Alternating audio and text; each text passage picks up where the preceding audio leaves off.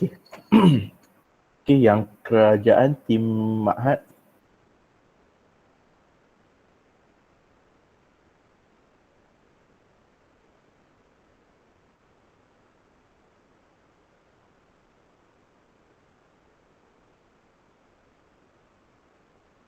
Sebelum tu saya nak pastikan audio saya semua jelas tak ada tersekat apa-apa kan.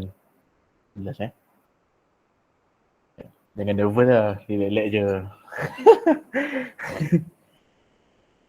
Tak ada apa pun.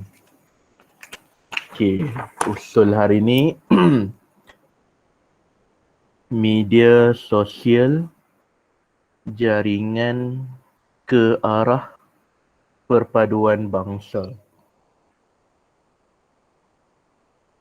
Okay, so Assalamualaikum sekali lagi dan selamat petang semua. Jadi insyaAllah hari ini kita akan berdebat di mana kerajaan akan diwakili oleh tim Ma'had Masyhur Islami dan juga tim Sekolah Agama Menengah Paya Jaras. Jadi sebelum mula apa orang panggil, sebelum mula debat saya nak menjemputlah bagi sepatah dua kata pada Umi kita Salah Alha. So Salah Alha kalau ada apa-apa nak cakap dulu sebelum adik-adik mula debat, dipersilakan Salah.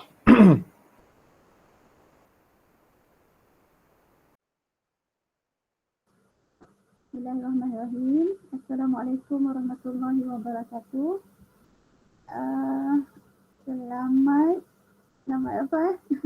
Selamat berbahas untuk kedua-dua sekolah, Ma'had Al-Masyhur Islami dan juga SMA Paya Jaras. Betul kan? Okey. Terlebih dahulu Umi Usulullah nak ucapkan terima kasihlah di atas kesudian pihak sekolah Paya Jaras untuk mengadakan pertandingan adik-beradik lah sahabatan dengan Ma'had Al-Masyhur Islami. Semoga kedua-duanya mendapat manfaat lah. Semoga kedua-duanya dapat manfaat dengan pertandingan ni. Lagi satu, saya nak ucapkan terima kasih juga dekat Cikgu Aini yang daripada Ma'had, kena berpindah ke sana ke Paya Jaras dan membimbinglah jadi guru pembimbing di sana kan. Okay. Jadi terima kasih sebab sudi jugalah untuk bersama-sama berkolaborasi dengan Ma'had Al-Masyhur. Dan juga kita ada Bang Khairul Amil dan juga Zul ada tak? Zul insyaAllah tak ijazah masuk, dia tengah kerja lah sekarang. Dia apa? Tengah kerja. Dia tengah kerja. Tak apa. Cikgu Sazira. Okey.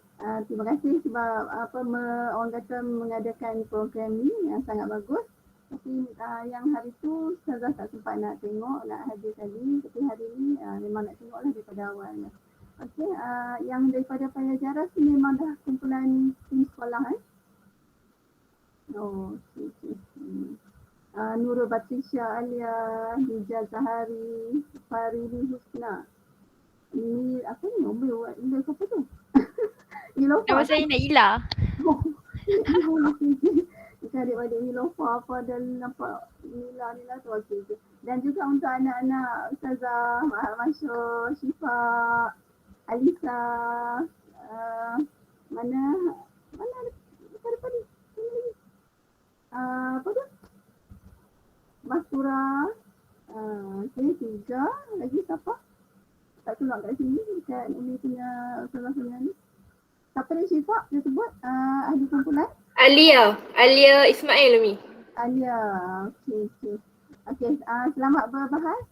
Ambil pengalaman ni kumpulan Ma'had Masyhur, kita ambil aura daripada SMA Paya Jaras ni. Semoga sama-sama dapat manfaat. Okey, yang tu saja. Assalamualaikum warahmatullahi wabarakatuh. Assalamualaikum. Terima kasih Salah Alha.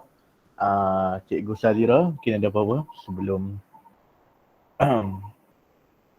Sazira ada kata-kata, sepatah dua kata. Baik, Assalamualaikum warahmatullahi wabarakatuh.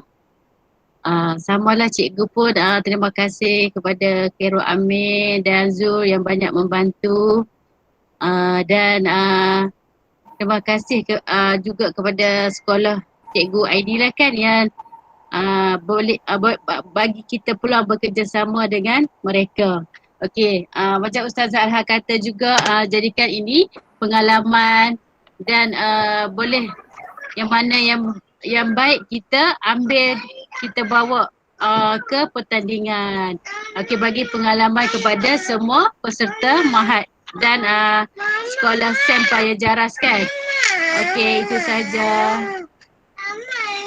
Okay, terima kasih cikgu.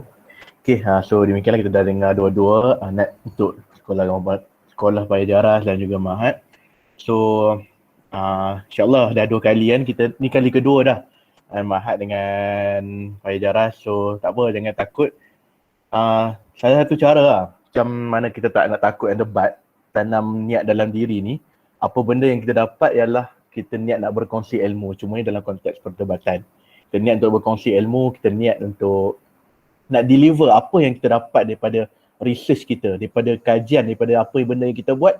Bila kita deliver benda tu, dijadikan satu perkongsian ilmu dalam konteks perdebatan. Menang dan kalah itu adalah adab pertandingan. Kalau semua orang nak menang, siapa yang nak kalah kan? Okay, so saya percaya semua orang dah bersedia. Sebab saya dah bagi usul semalam kan. Saya dah bagi semalam. Okay, so dengan dengan tajuk, lagi sekejap, saya tak masa, lagi lupa. Online timer. Sekejap ya.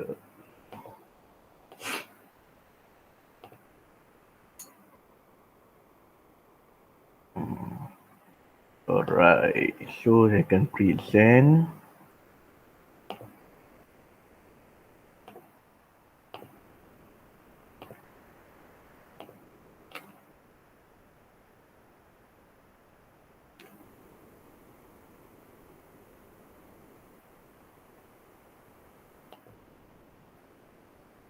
Okey, baik. Dengan usul perdebatan, media sosial, jaringan ke arah perpaduan bangsa, dijemput yang pertama Saudari Alia bagi membuka kes di perwakilan kerajaan. Dipersilakan.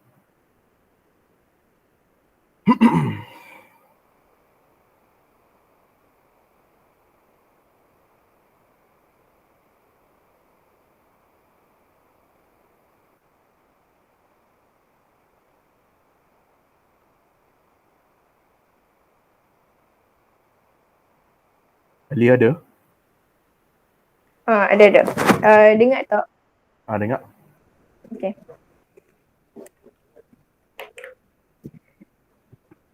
Mencari timba si anak dara di bawah sembah murun tempur.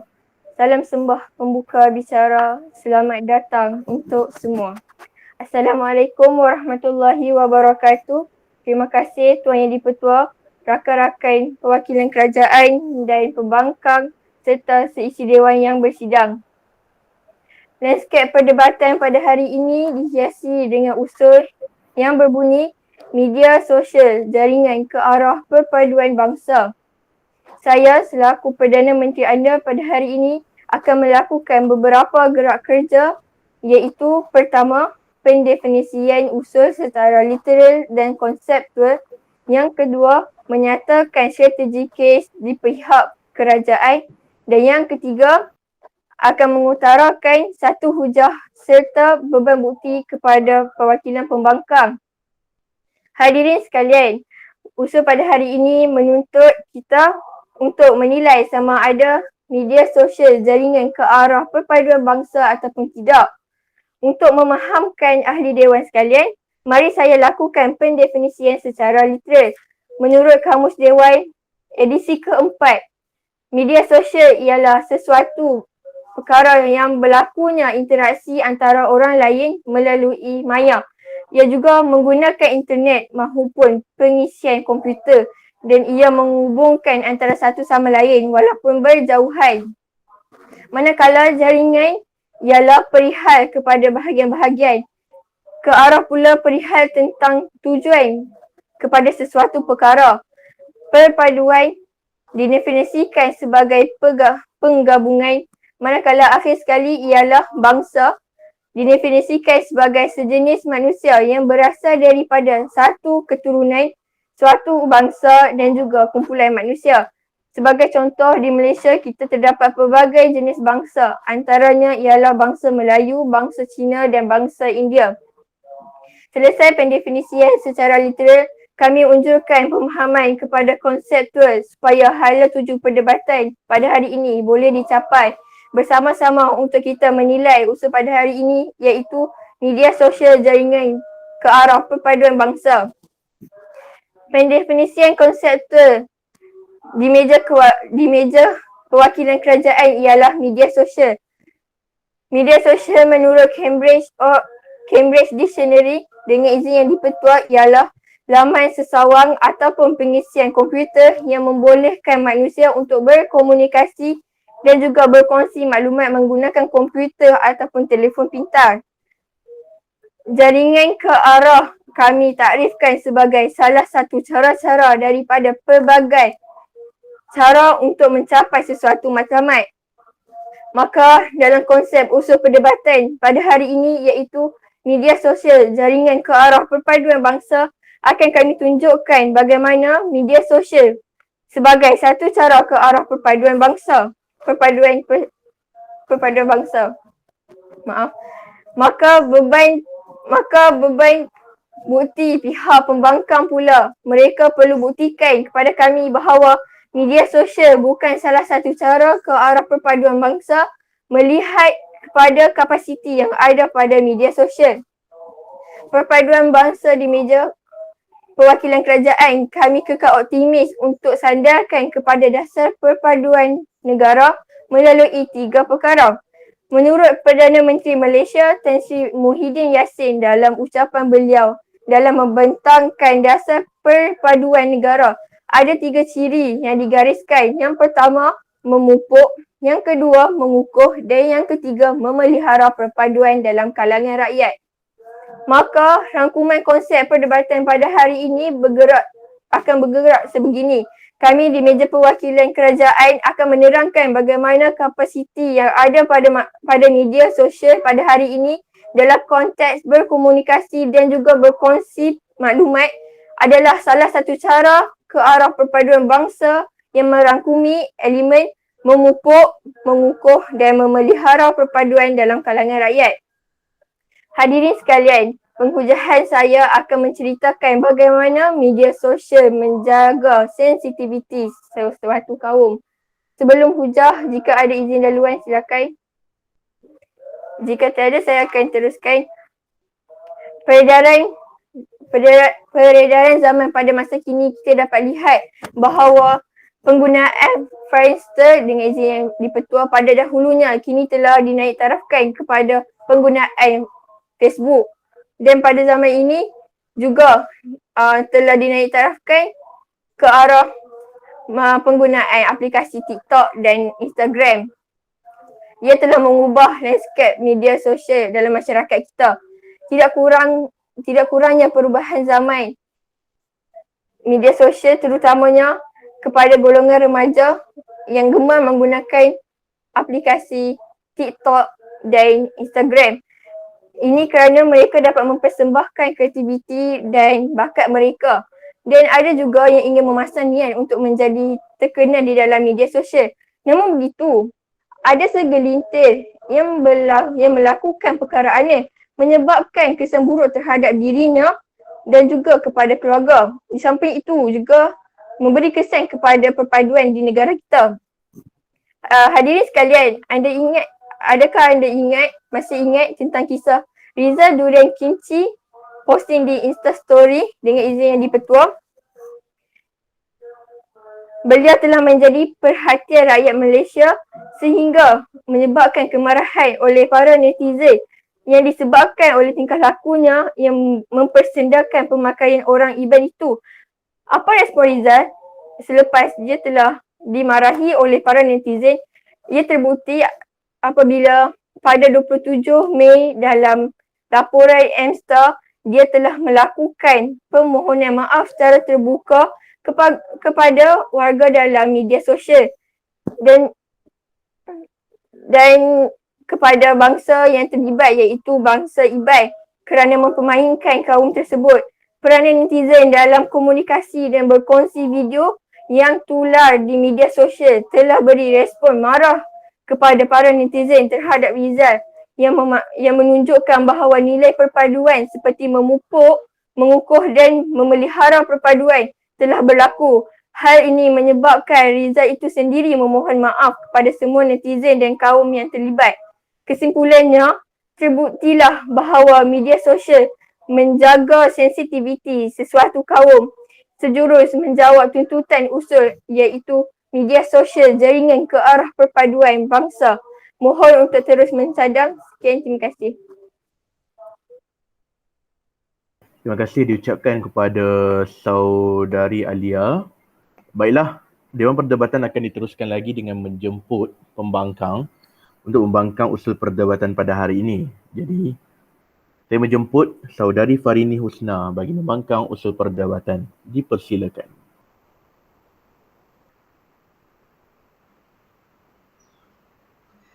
Boleh dengar kan? Dengar. Terima kasih Tuan Dipertua, rakan-rakan pihak pembangkang, Kabinet Kerajaan dan seterusnya ahli-ahli Dewan yang dihormati sekalian. Assalamualaikum dan selamat bersidang. Selaku pihak pembangkang pada hari ini, kami tidak bersetuju dengan gagasan usul yang amat berhormat Perdana Menteri sebentar tadi, iaitu media sosial jaringan ke arah perpaduan bangsa. Sebelum itu, elok kiranya kita semula definisi konsep yang telah dibentangkan oleh Yang Amat Berhormat Perdana Menteri sebentar tadi.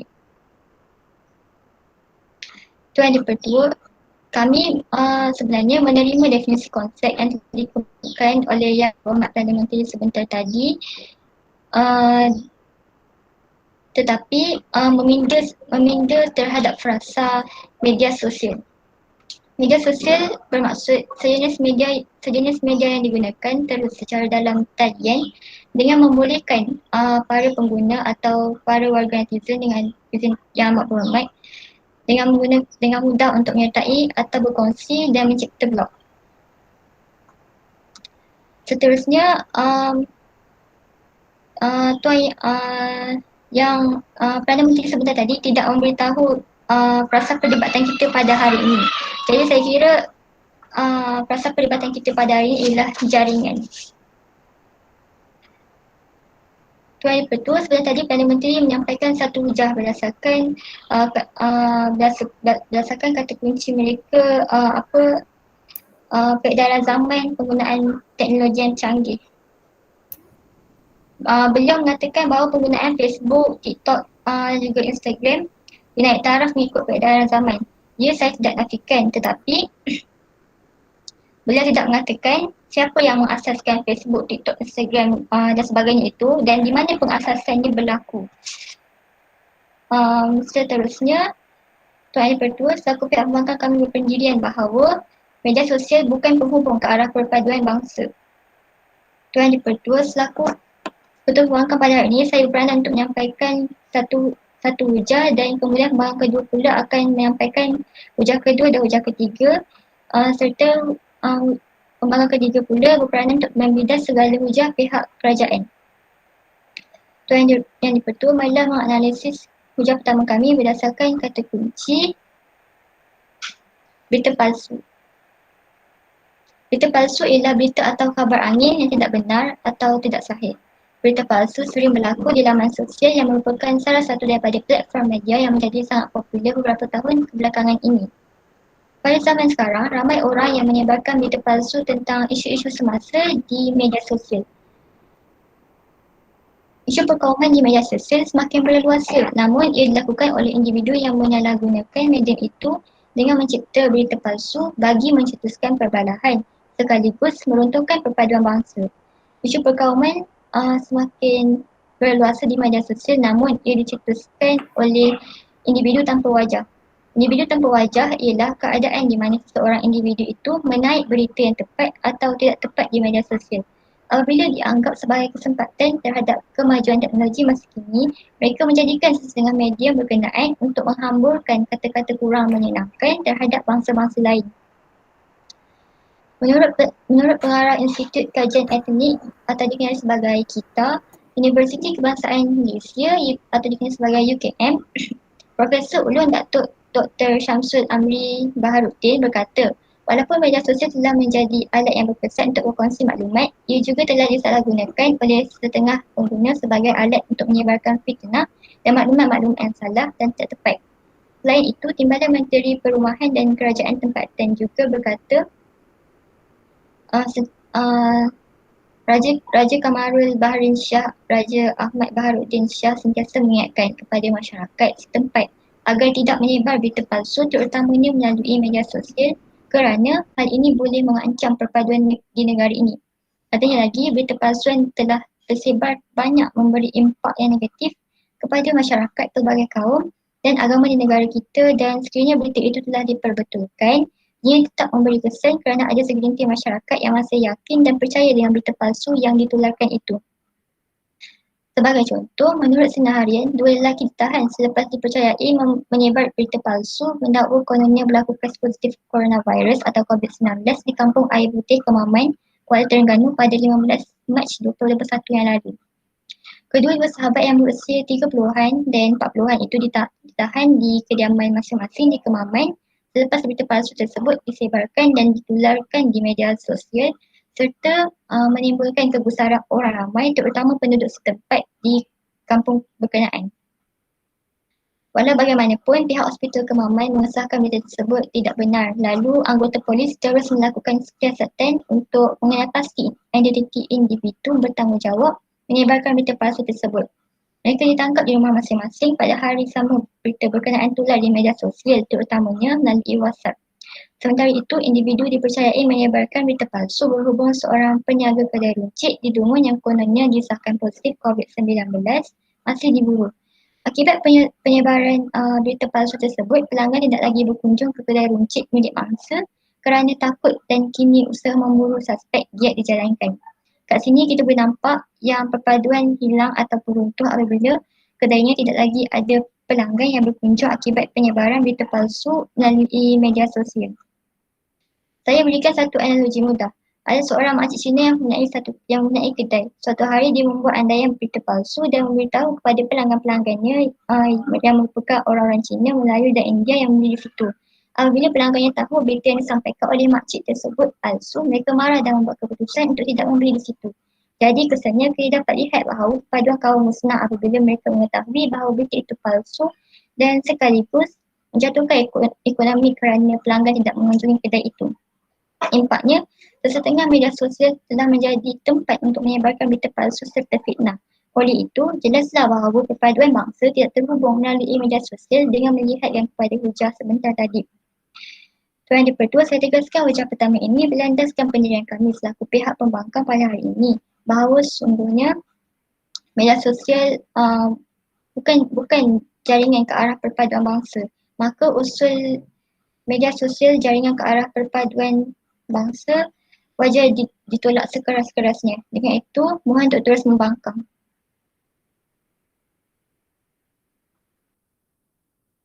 Terima kasih diucapkan pada saudari Farini.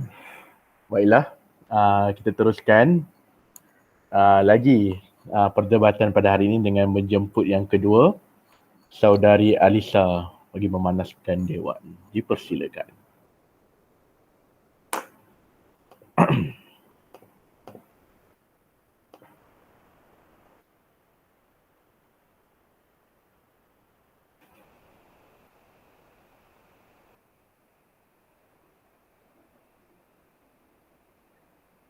Dengar ke?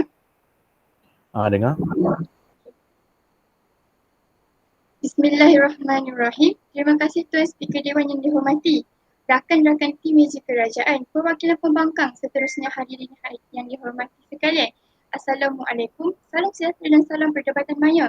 Saya selaku Menteri kedua pada hari ini masih berpegang teguh dengan pendirian yang dibawa oleh Perdana Menteri sebentar tadi. Perdana Menteri telah pun membuka konsep perdebatan dengan jelas dan supaya hala tuju perdebatan dapat bergerak dengan baik. Namun, pembangkang tidak menyahut baik hasrat yang dibawa oleh pihak kerajaan, malah menimbulkan beberapa keraguan yang memilukan Dewan. Sebelum saya bergerak lebih jauh, Sebelum saya masuk ke penghujahan saya akan membidas hujah daripada Ketua Pembangkang sebentar tadi. Hujah beliau yang berkaitan dengan berita palsu. Saya mendapati bahawa itu terletak kepada individu masing-masing. Baiklah, selesai membidas, saya akan mengutarakan dua hujah di bawah kata kunci media sosial. Yang Assalamualaikum Berhormat. sabar yang berhormat. Media sosial sebagai pemelihara institusi sosial bagi perpaduan bangsa. Yang kedua, media sosial sebagai pemelihara institusi pendidikan. Sebelum masuk hujah, jika ada izin laluan, silakan satu. Yang Berhormat, bukan ke media sosial itu hak masing-masing juga? Jadi kalau Tuan Muhammad kata berita palsu itu hak masing-masing, sama juga dengan media sosial hak masing-masing juga. Silakan respon Yang Berhormat. Baiklah, saya akan menjawab dengan Tuan Berhormat belum mendengar hujah-hujah saya. Mohon Tuan Berhormat dengar dulu penghujahan kami, hujah-hujah kami di meja perwakilan kerajaan. Baiklah, saya terus kepada hujah kedua kerajaan iaitu media sosial sebagai pemelihara institusi sosial bagi perpaduan bangsa. Dari faktor sosial pula, kita dapat lihat bahawa media sosial merupakan sebuah jalan bagi menuju ke arah perpaduan kaum di mana rakyat dapat berkenalan serta bertukar pendapat antara satu sama lain. Selain itu, mereka juga boleh saling bertukar minat dan menceritakan mengenai minat masing-masing walau tidak pernah berjumpa empat mata. Tambahan pula, melalui media sosial ini juga, masyarakat Malaysia dapat meluaskan jaringan sosial mereka ke serata dunia serta dapat mempelajari bahasa dan keunikan adat masing-masing. Oleh itu, perkara seperti ini amat penting dalam sesebuah perpaduan bangsa kerana ia juga dapat mengasah kemahiran bersosial dalam kalangan rakyat Malaysia. Sahabat yang berhormat, seperti yang kita sudah maklum, kemahiran bersosial serta percakapan yang baik amat penting pada zaman sekarang. Masyarakat Malaysia juga dapat mengambil pengalaman berkomunikasi dengan bangsa luar. Dengan ini, jelaslah bahawa media sosial merupakan jaringan yang berkesan untuk memupuk perpaduan antara bangsa-bangsa di negara kita yang pelbagai ini. Hadirin sekalian, mari kita lihat contoh hari ini. Dalam pembuktian saya, kita dapat lihat bagaimana figura-figura media sosial iaitu seperti influencer seperti ABU dalam membantu institusi sosial dan dipamerkan ke dalam media sosial. Bantuan yang diberikan oleh ABU sangatlah bersifat menyeluruh dan kepada semua kaum dan bangsa. Rentetan daripada peristiwa tersebut, kita lihat banyak figura lain seperti Hafiz Muhammad, Isa Ishak dan lain-lain lagi juga turut memberikan bantuan kepada mereka yang bukan Melayu ataupun Islam sahaja, malahan menyeluruh kepada semua kaum. Malahan, tindakan positif ini juga turut berkembang kepada badan NGO seperti My Foundation.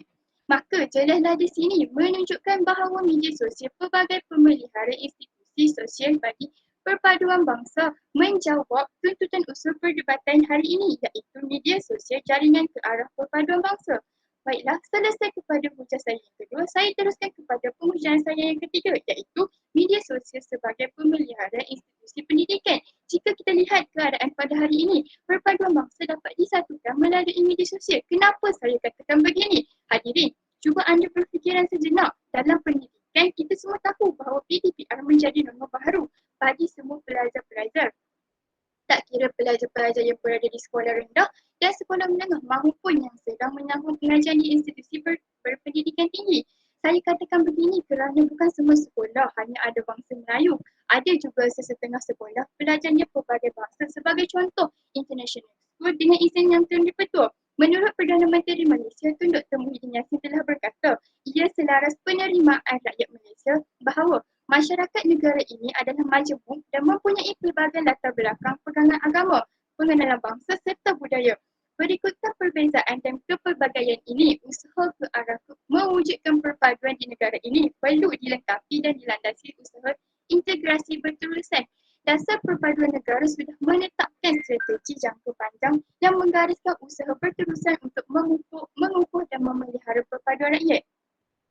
Tak kala ketika kita mendepani pandemik COVID-19, pada waktu ini juga semua orang menggunakan media sosial bagi tujuan pelajaran dengan menggunakan Google Meet, Zoom dan sebagainya. Ia dapat mengeratkan lagi hubungan perpaduan bangsa. Buktinya apabila guru memberi kerja perkumpulan yang perlu disiapkan untuk pembentangan, pelajar boleh berkongsi maklumat dengan rakan-rakan. Guru tidak akan membahagi kumpulan sebagai contoh. Kumpulan ini untuk Melayu saja, tidak. Guru akan mencampurkan semua bangsa dan menjadikan ia satu kumpulan. Sabar yang berhormat.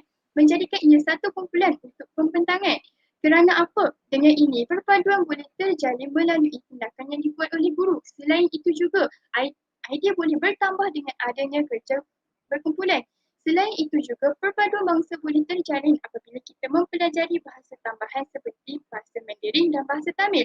Ini kerana pada waktu Perintah Kawalan Pergerakan ini, PKP, ada orang yang suka menonton drama Cina di India. Dari situ, kita dapat lihat bahawa media sosial dapat mengedatkan Izin lalu yang bangsa. berhormat. Kesannya sabar yang berhormat. Kesannya apabila kita pergi ke farmasi sebagai contoh dan orang yang menjaga farmasi itu berbangsa Cina maupun India, anda boleh praktikkan bahasa yang anda telah pelajari melalui drama atau cerita yang telah anda tonton sebelum ini.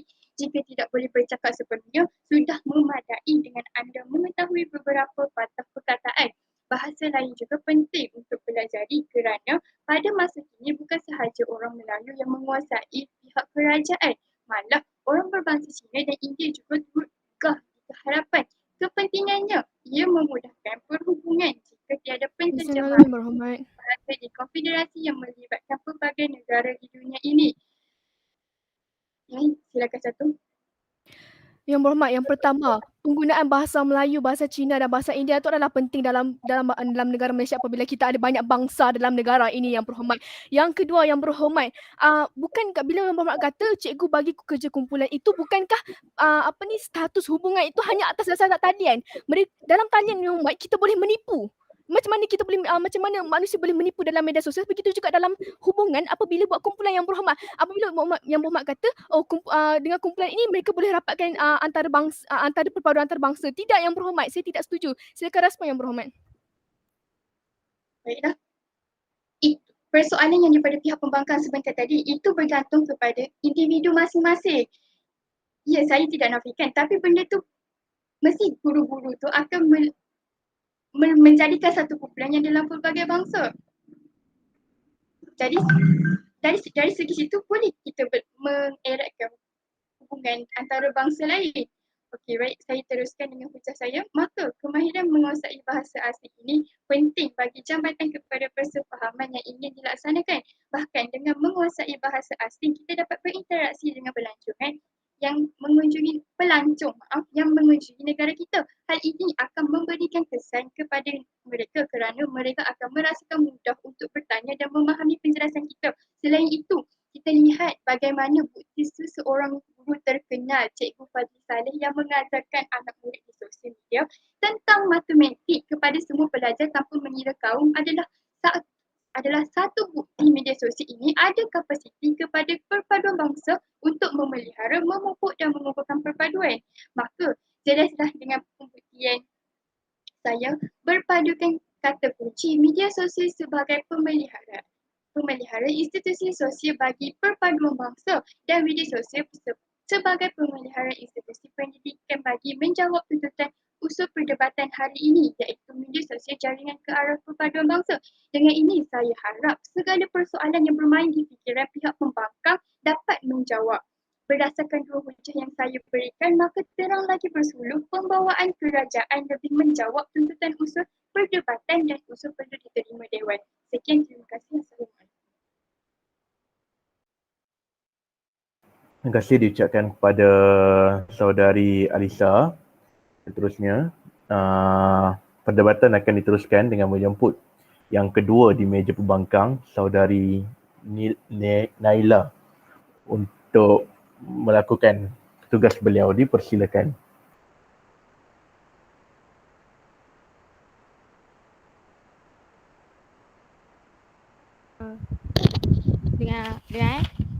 Dengar. Okey, sekejap Bismillahirrahmanirrahim. Terima kasih Tuan Yang Dipertua, rakan-rakan pihak pembangkang, barisan kabinet kerajaan dan seterusnya warga dewan yang dikasihi sekalian. Assalamualaikum warahmatullahi wabarakatuh dan salam perdebatan saya hulukan buat anda semua. Bertindak selaku pembangkang kedua pada hari ini, saya menolak sekeras-kerasnya gagasan usul yang amat berhormat Perdana Menteri, iaitu media sosial jaringan ke arah perpaduan bangsa.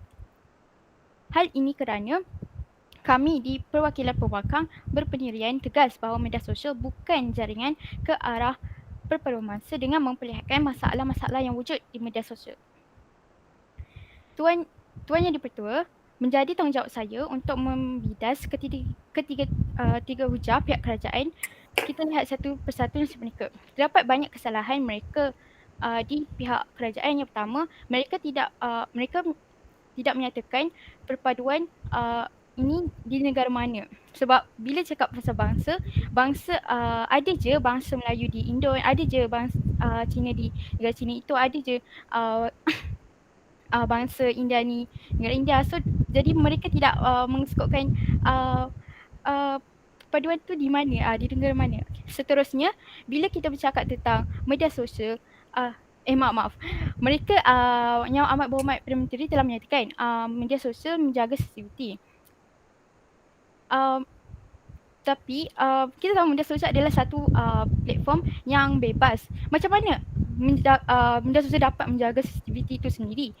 Kemudian mereka mengkaitkan dengan apa kena mengena dengan remaja dapat jaga sensitiviti. Sebab pada masa sekarang banyak je isu-isu berkaitan remaja yang memberi kesan negatif. Maksudnya banyak perkara negatif yang ada dalam media sosial ini sendiri yang tidak menjurus ke arah perpaduan bangsa. Yang ketiga, sepatutnya mereka tunjukkanlah dengan bagaimana media sosial ini mampu menjaga sensitiviti bila diorang kata perkara ini boleh menjamin jaringan ke arah perpaduan bangsa tu ada. Okay. Seterusnya,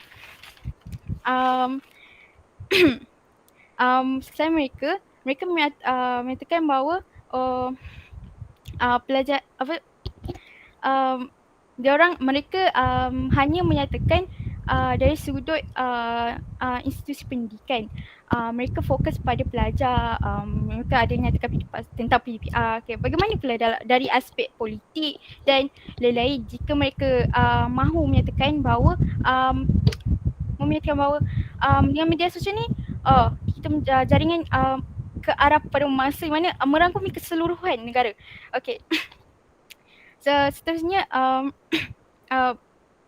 baiklah, seterusnya selesai pembidasan saya.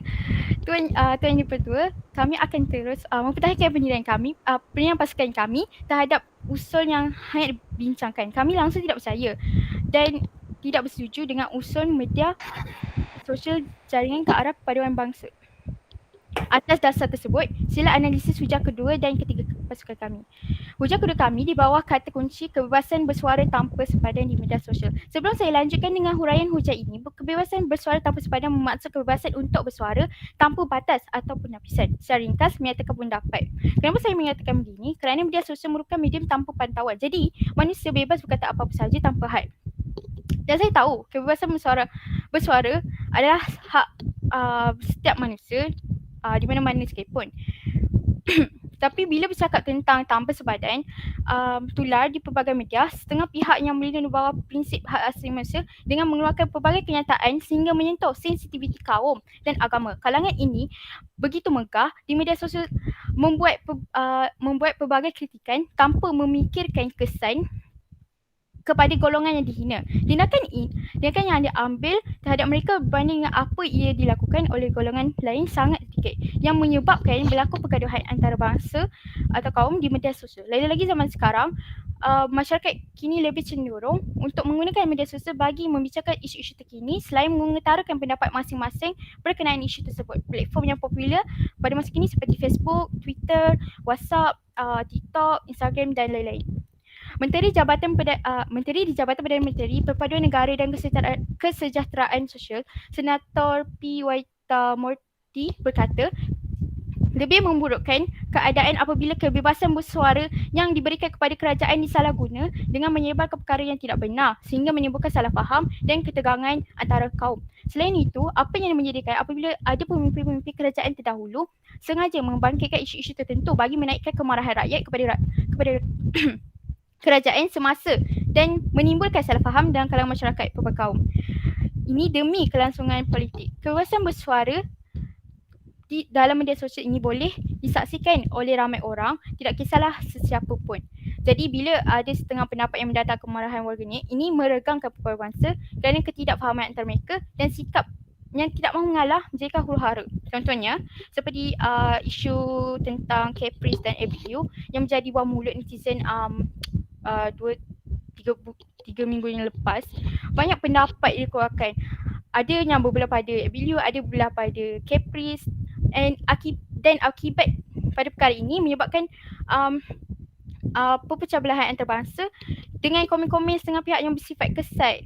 Contohnya seperti bodoh, banyaklah. Okay. Jadi bila dia macam ni, bermacam-macam peringkat umur boleh melihat pendapat dan komen yang tidak bermoral ini. Adakah ini yang dikatakan jaringan ke arah perpaduan masa? Jadi Tuan Yang Dipertua, jelaslah bahawa kebebasan bersuara tanpa sepadan di media sosial ini menyebabkan bukan jaringan ke arah perpaduan masa. Baiklah, sebelum kita bergerak ke hujah yang ketiga, silakan yang mana-mana. Tak ada. Okey, baiklah. Hujah ketiga di pihak pembangkang di bawah kata kunci hilang sifat berperikemanusiaan. Berperikemanusiaan dalam Kamus Dewan bermaksud sifat-sifat yang wajar bagi manusia seperti bertimbang rasa, tolong menolong, mengasihani dan lain-lain. Jadi hilang sifat ini di mana maksud hilangnya dalam platform media sosial, di mana ada setengah pihak yang tidak bertanggungjawab sambil menaik post dan video video yang cenderung ke arah yang menggugat perpaduan bangsa. Isu sensitif dinaikkan di media sosial. Dan kita tahu media sosial ni juga boleh memanipulasikan seseorang dalam mengejar populariti, di mana terselitnya impak yang buruk. Jadi lebih merisaukan lagi jika ia melibatkan pengguna yang dikenali ramai, iaitu artis dan selebriti. Apa sahaja yang dikongsi kepada umum menerusi medium itu pasti akan mudah tersebar dan memberikan kesan kepada positif atau maupun negatif sama ada soal kerja atau bersifat peribadi. Ia tetap menjadi perhatian serta tatapan ribuan atau mungkin jutaan manusia yang mencapai media sosial tersebut. Contohnya kes Aisyah Khalid baru-baru ini tidak sensitif, tak adab kes arwah Siti Sarah. Beliau memuat naik konten di YouTube. Memang tidak salah menaik konten YouTube, tapi dalam video tersebut beliau membuat giveaway dan mempromosikan video launch film dengan izin yang dipertua. Kemudian beliau tidak serius dan tidak menunjukkan berperikemanusiaan pada orang yang baru meninggal. Ini menyebabkan ada beberapa pihak terguris hati dan ini menjadikan wujudnya stigma yang buruk daripada bangsa yang lain, sekaligus menjadikan titik tolak kepada runtuhnya perpaduan bangsa di negara ini. Tuntasnya, media sosial bukan jaringan ke arah perpaduan bangsa. Seterusnya, ada juga kes Namawi di mana beliau ini memuat naik klip video yang bertajuk Like a Dog berkenaan yang berunsurkan hinaan terhadap agama dan bangsa yang membawa implikasi negatif kepada perpaduan serta keharmonian kaum. Rentetan itu, banyak pengguna media sosial memberikan banyak pendapat di mana yang menyebabkan pergaduhan di media sosial.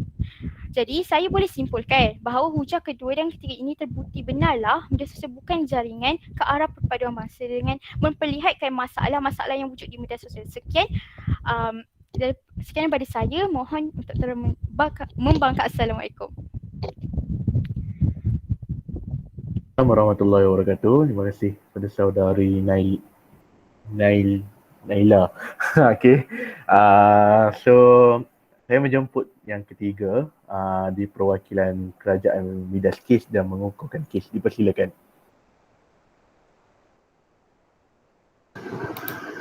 Bismillah, adakah suara saya jelas?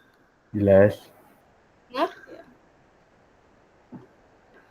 Bekerja rajin, berat dan ringan, berani tidak memilih lawan, berkata keras, tegas tindakan, dihormati kawan, disegani lawan. Bismillahirrahmanirrahim. Terima kasih Tuan Dipertua, Ahli Speaker Dewan dan rakan seperjuangan saya di meja perwakilan kerajaan, yang saya fikir hujah-hujah yang telah mereka sampaikan sebentar tadi sudah cukup jelas, sehingga membuatkan Ahli Speaker Dewan nampak dengan terang lagi bersuluh bahawa usul kita pada hari ini iaitu usul media sosial jaringan ke arah perpaduan bangsa seharusnya kita terima. Baiklah, memegang mandat selaku Menteri ketiga di meja perwakilan kerajaan adalah bagi meneruskan amanah dengan menunjukkan kepada tuan-tuan dan puan-puan bahawa kami masih berdiri dengan kukuh dan tidak goyang sama sekali dengan menyokong usul kita pada hari ini. Sekarang saya akan meneruskan gagasan usul kita pada hari ini dengan mematahkan hujah-hujah yang dikemukakan oleh pihak seberang sana, di mana hujah mereka menunjukkan bahawa mereka di meja perwakilan pembangkang masih goyang dan belum faham dengan jelas akan usul perdebatan atau titik pertemuan usul kita pada hari ini. Akan saya tunjukkan kepada anda semua tuan-tuan dan puan-puan sekalian akan kesalahan satu persatu yang telah ditunjukkan oleh pihak seberang sana yang mereka fikir hujah mereka itu sudah kukuh padahal hujah mereka itu tidak relevan sama sekali. Merujuk kepada konsep yang telah diberikan oleh Ketua Pembangkang sebentar tadi, beliau hanya menumpukan kepada media sosial sahaja. Dia tidak menekankan ke arah jaringan, ke arah perpaduan yang telah menjadi titik perdebatan kita pada hari ini. Nampaknya beliau tidak mendengar definisi yang telah diberikan oleh Perdana Menteri sebentar tadi yang telah memberi dengan cukup jelas sepatah demi sepatah usul kita pada hari ini. Tetapi dia mengatakan bahawa kami tidak memberi definisi jaringan ke arah itu dengan betul. Beliau juga berkata bahawa kami di pihak perwakilan kerajaan tidak menceritakan siapa pengasas media sosial. Saya ingin bertanyakan kepada anda, adakah itu yang menjadi tumpuan pada hari ini? Perkara itu tiada kena-mengena sama sekali dengan usul perdebatan kita pada hari ini yang melibatkan perpaduan antara bangsa. Kita tidak perlu tahu siapa pengasas media sosial kerana kita juga tahu bahawa pengasas media sosial adalah bukan dari rakyat Malaysia sendiri. Jelas bahagian itu. Sekarang saya teruskan kepada hujah satu persatu yang telah diberikan oleh pihak pembangkang sebentar tadi. Di dalam hujah pertama, beliau mengatakan di bawah kata kunci berita palsu yang dapat mencetuskan perkauman di dalam media sosial. Baiklah. Menurut Suruhanjaya Komunikasi dan Multimedia Malaysia, SKMM turut memberi amaran kepada orang ramai agar tidak menyebarkan maklumat palsu menerusi SMS atau media sosial kerana ia adalah kesalahan di bawah Seksyen 211 dan 233 Akta Komunikasi dan Multimedia 1998. Dan jika didapati bersalah, mereka boleh disaman tidak melebihi RM50,000 atau dipenjara tidak lebih dari setahun atau kedua-duanya. Dengan fakta sedemikian, maka jelaslah bahawa kerajaan telah menetapkan undang-undang bagi membanteras berita-berita palsu di sosial media. Sabar dahulu, saya tidak habis bidasan saya sekarang ini. Maka dengan ini jelaslah bahawa kerajaan telah melakukan alternatif untuk membanteras isu berita palsu ini. Sebentar tadi yang berhormat ada berkata bahawa itu adalah hak masing-masing. Betul? Itu adalah hak masing-masing dalam menyebarkan berita palsu dan sebagainya. Akan tetapi yang berhormat, negara kita merupakan negara yang berasaskan undang-undang. Jadi, kerajaan Malaysia sendiri telah meletakkan undang-undang akan perkara tersebut. Jika ia disabitkan kesalahan, maka kita boleh meletakkan denda dan sebagainya. Dan ini merupakan satu alternatif kerajaan bagi membanteras perkara ini di media sosial. Baiklah, saya bergerak kepada hujah yang kedua, pihak pembangkang yang mengatakan mereka mengatakan bahawa kebolehan bersuara tanpa sekatan di media sosial. Dan mereka juga menganggap semua remaja menyebar perkara negatif. Akan tetapi yang berhormat, tidak semua remaja akan menyebarkan perkara negatif. Pihak seberang sana macam melihat kesemua remaja dalam negara kita dari sudut yang negatif. Adakah tuan juga melakukan perkara yang sama di media sosial? Jawapan itu anda ada sendiri. Dan yang kedua, mereka berkatakan dalam hujah kedua mereka bahawa di dalam media sosial tiada pantauan dan mungkin berlaku sesuatu pergaduhan. Nampaknya mereka tidak jelas akan hujah pertama kita tadi bahawa dia mengatakan bahawa di dalam media sosial itu sendiri terdapat pengawasan-pengawasan tertentu yang terdapat di dalam kerajaan Malaysia. Pihak parlimen atau penggubal undang-undang utama dalam negara kita boleh mengenakan sekatan terhadap kebebasan bersuara melalui undang-undang jika mendapati sekatan tersebut perlu demi menjaga kepentingan keselamatan persekutuan, hubungan baik dengan negara lain, ketenteraman awam atau prinsip moral. Fakta itu jelas mengatakan bahawa perkara-perkara ini dapat dibanteras oleh pihak kerajaan dan telah terdapat langkah-langkah yang telah kerajaan cari untuk membanteras perkara-perkara ini di dalam negara kita. Menurut salah seorang hakim di Mahkamah Tinggi Negara Wahid mengatakan bahawa kebebasan berpendapat dan berekspresi berlaku untuk semua jenis, termasuk yang mungkin sangat ofensif dengan izin Tuan Dipertua atau menyinggung namun disertai dengan tanggungjawab dan dapat diatasi secara sah oleh pemerintah dalam hal ini. Sambungnya juga, pemerintah memiliki kewajipan untuk melarang perkataan yang mendorong kebencian dan hasutan dan pembatasan tersebut juga dapat dibenarkan apabila pembatasan tersebut dilakukan untuk melindungi kepentingan publik tertentu atau hak dan reputasi orang lain. Dengan ini jelaslah bahawa kebebasan bersuara tanpa sekata itu kita tidak boleh terima sebagai hujah kerana rakyat tidak bebas yang seperti yang Tuan fikirkan. Kita tetap mempunyai undang-undang yang dapat menteras perkara tersebut. Sekarang saya beralih kepada hujah ketiga, iaitu hilang sifat berperi kemanusiaan seperti yang Tuan Berhormat beri contoh tadi bahawa Aisar Khalid, dia mengenakan konten dengan izin Tuan Dipertua di dalam YouTube tidak setelah menyentuh sensitiviti antara kaum. Nampaknya beliau tidak mendengar hujah kami yang pertama juga di mana kami berkata antara rakyat mereka akan menguruskan sesama sendiri. Sebagai contoh saya beri di sini, tanpa pihak berkuasa mengambil tahu perkara ini pun mereka tahu tapi tidak mengambil tindakan lagi, tetapi mereka telah selesai sama mereka kerana apa? Kerana menurut Tan Sri Muhyiddin Yassin, Perdana Menteri Tan Sri Muhyiddin Yassin berkata, berdepan penularan COVID-19, rakyat bersama-sama bersatu membantu kerajaan menyebarkan mesej yang positif, menyokong usaha Perintah Kawalan Pergerakan dan mematuhi segala proses SOP ditetapkan sekaligus mencerminkan jiwa patriotik rakyat yang bersatu hati berjuang memerangi musuh yang tidak kelihatan. Dengan ini jelas bahawa rakyat telah lama mempunyai sifat bersatu padu di dalam diri. Jadi mereka telah berusaha sama sendiri dan memberikan pandangan-pandangan positif dengan menyelesaikan masalah itu sehingga Aisar Khalid juga telah memohon maaf menggunakan social media itu sendiri. Jadi, saya ingin menegaskan di sini bahawa media sosial juga terdapat pelbagai kebaikan yang pihak pembakar sendiri tidak lihat sebentar tadi.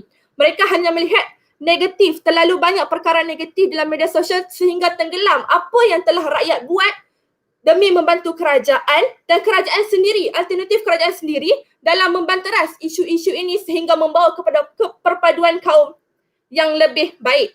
Selesai pembidasan yang saya tujukan kepada pihak seberang sana, maka di sini saya ingin simpulkan hujah-hujah bernas kami di meja perwakilan kerajaan.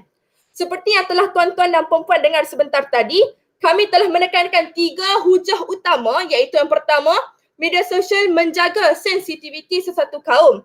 Yang kedua, media sosial sebagai pemelihara institusi sosial bagi perpaduan bangsa, dan yang terakhir ialah media sosial sebagai pemelihara institusi pendidikan, di mana ia merupakan bukti yang kukuh dan sepatutnya dipertimbang oleh Tuan Yang Dipertua. Oleh itu Tuan Yang Dipertua serta warga Dewan sekalian, sebelum saya mengundur diri, alangkah baiknya saya menegaskan sekali lagi bahawa kami di meja perwakilan kerajaan akan tetap menyokong usul yang telah dibentangkan pada hari ini. Semoga Tuan Yang Dipertua dapat menilai hujah-hujah kami yang kukuh ini dan dapat membezakan antara kaca dan permata. Sekian, mohon untuk terus mencadang.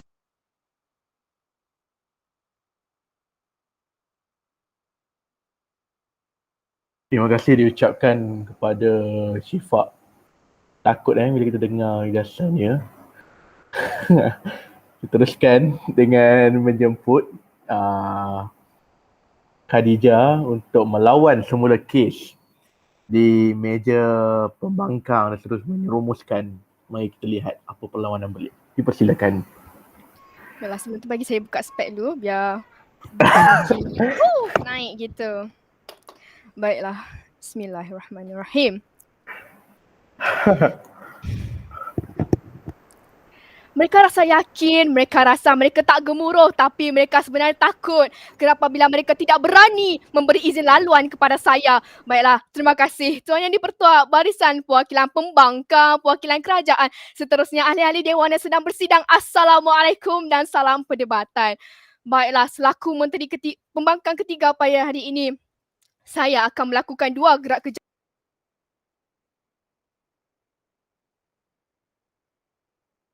Sudah.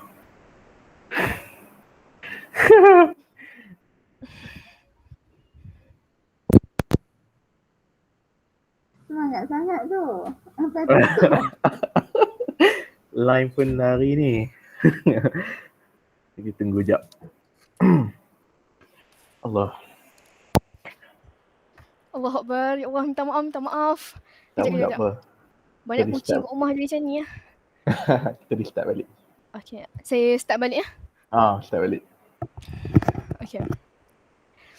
Terima kasih Tuan Yang di-Pertua, Barisan Perwakilan Pembangkang, Perwakilan Kerajaan, seterusnya ahli-ahli Dewan yang sedang bersidang. Assalamualaikum dan salam perdebatan. Baiklah, sebagai pembangkang ketiga pada hari ini, saya akan melakukan 2 gerak kerja. Yang pertama, membidah segala hujah-hujah di pihak kerajaan. Yang kedua, menegaskan kembali hujah-hujah di pihak pembangkang. Baiklah, bergerak terus kepada permasalahan-permasalahan kerajaan yang ketiga pada hari ini. Baiklah, ada banyak masalah di pihak kerajaan pada hari ini. Yang pertama, mereka Menteri ketiga mengatakan apa dengan kami? Mereka mengatakan Malaysia ini adalah negara undang-undang dan setiap kes yang berlaku di Malaysia ini mereka akan minta maaf sebagaimana mereka membidas contoh Aisyah Khalid sebentar tadi. Baiklah, mari saya bagi tahu. Memang Malaysia ini ada undang-undang. Saya tidak menafikan perkara itu. Tapi adakah undang-undang yang ada pada Malaysia itu mereka mengambil inisiatif, mereka ambil tindakan kepada mereka yang melanggar? Sebagaimana contoh yang saya boleh letakkan dekat sini, tindakan yang diambil apabila hanya ada seorang rakyat yang memaki hamun permaisuri kita. Tapi adakah mereka ambil tindakan apabila ada rakyat yang memaki hamun bangsa lain yang menggeli ataupun orang Izin lalu Tuan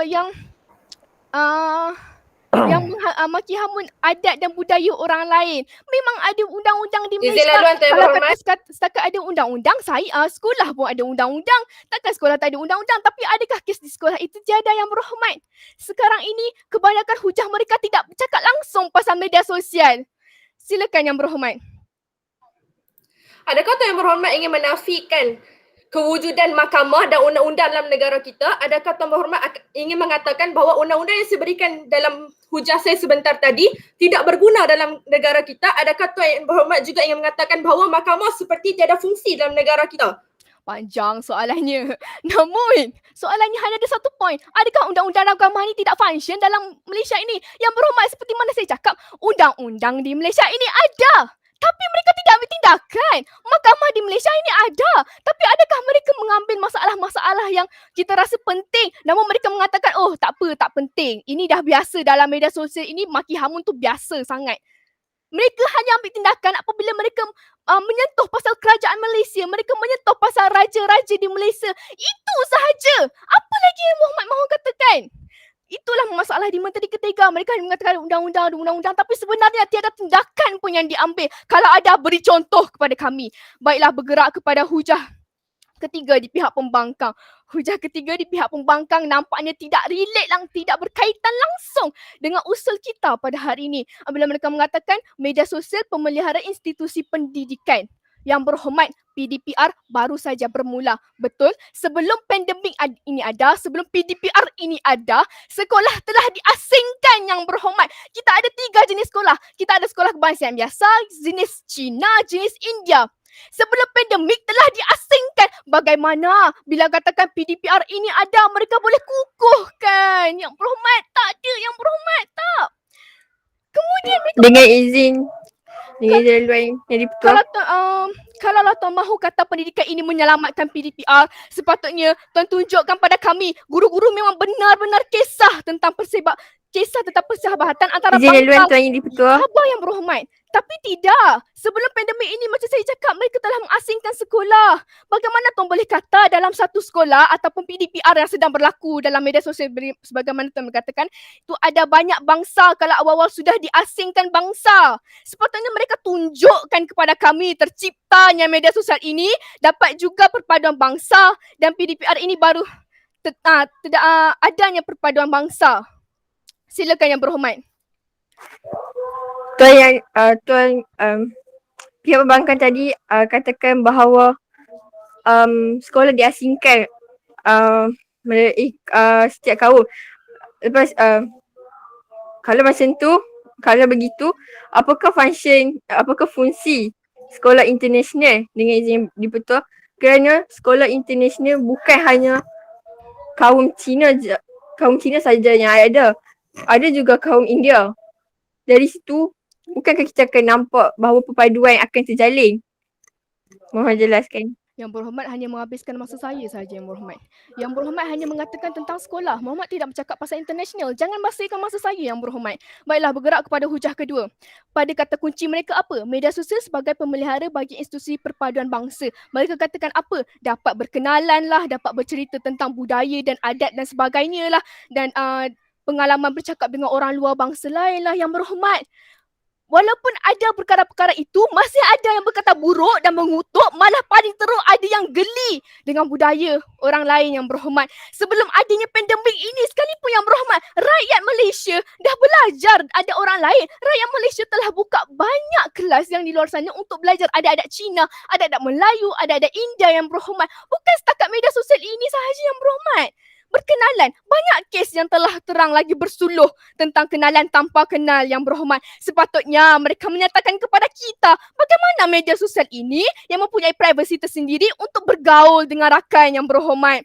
Baiklah, bergerak kepada hujah pertama, yang di mana kerajaan gagal pada hari ini, Yang Berhormat, apabila kayu ukur mereka sendiri tidak kukuh dan tidak jelas, Yang Berhormat. Mereka mengatakan apa pada hujah pertama? Media sosial jaga sensitif sesuatu kaum, Yang Berhormat. Apa contoh-contoh mereka? Kebanyakan aplikasi yang ada sekarang ni telah dinaik taraf seperti TikTok, WhatsApp, Telegram dan sebagainya. Remaja guna TikTok menyembahkan kreativiti. Banyak konten aneh macam contoh yang mereka letakkan kimchi dan sebagainya itu, Yang Berhormat, cara kena mengenal langsung dengan perpaduan bangsa. Kenapa saya berkata begitu?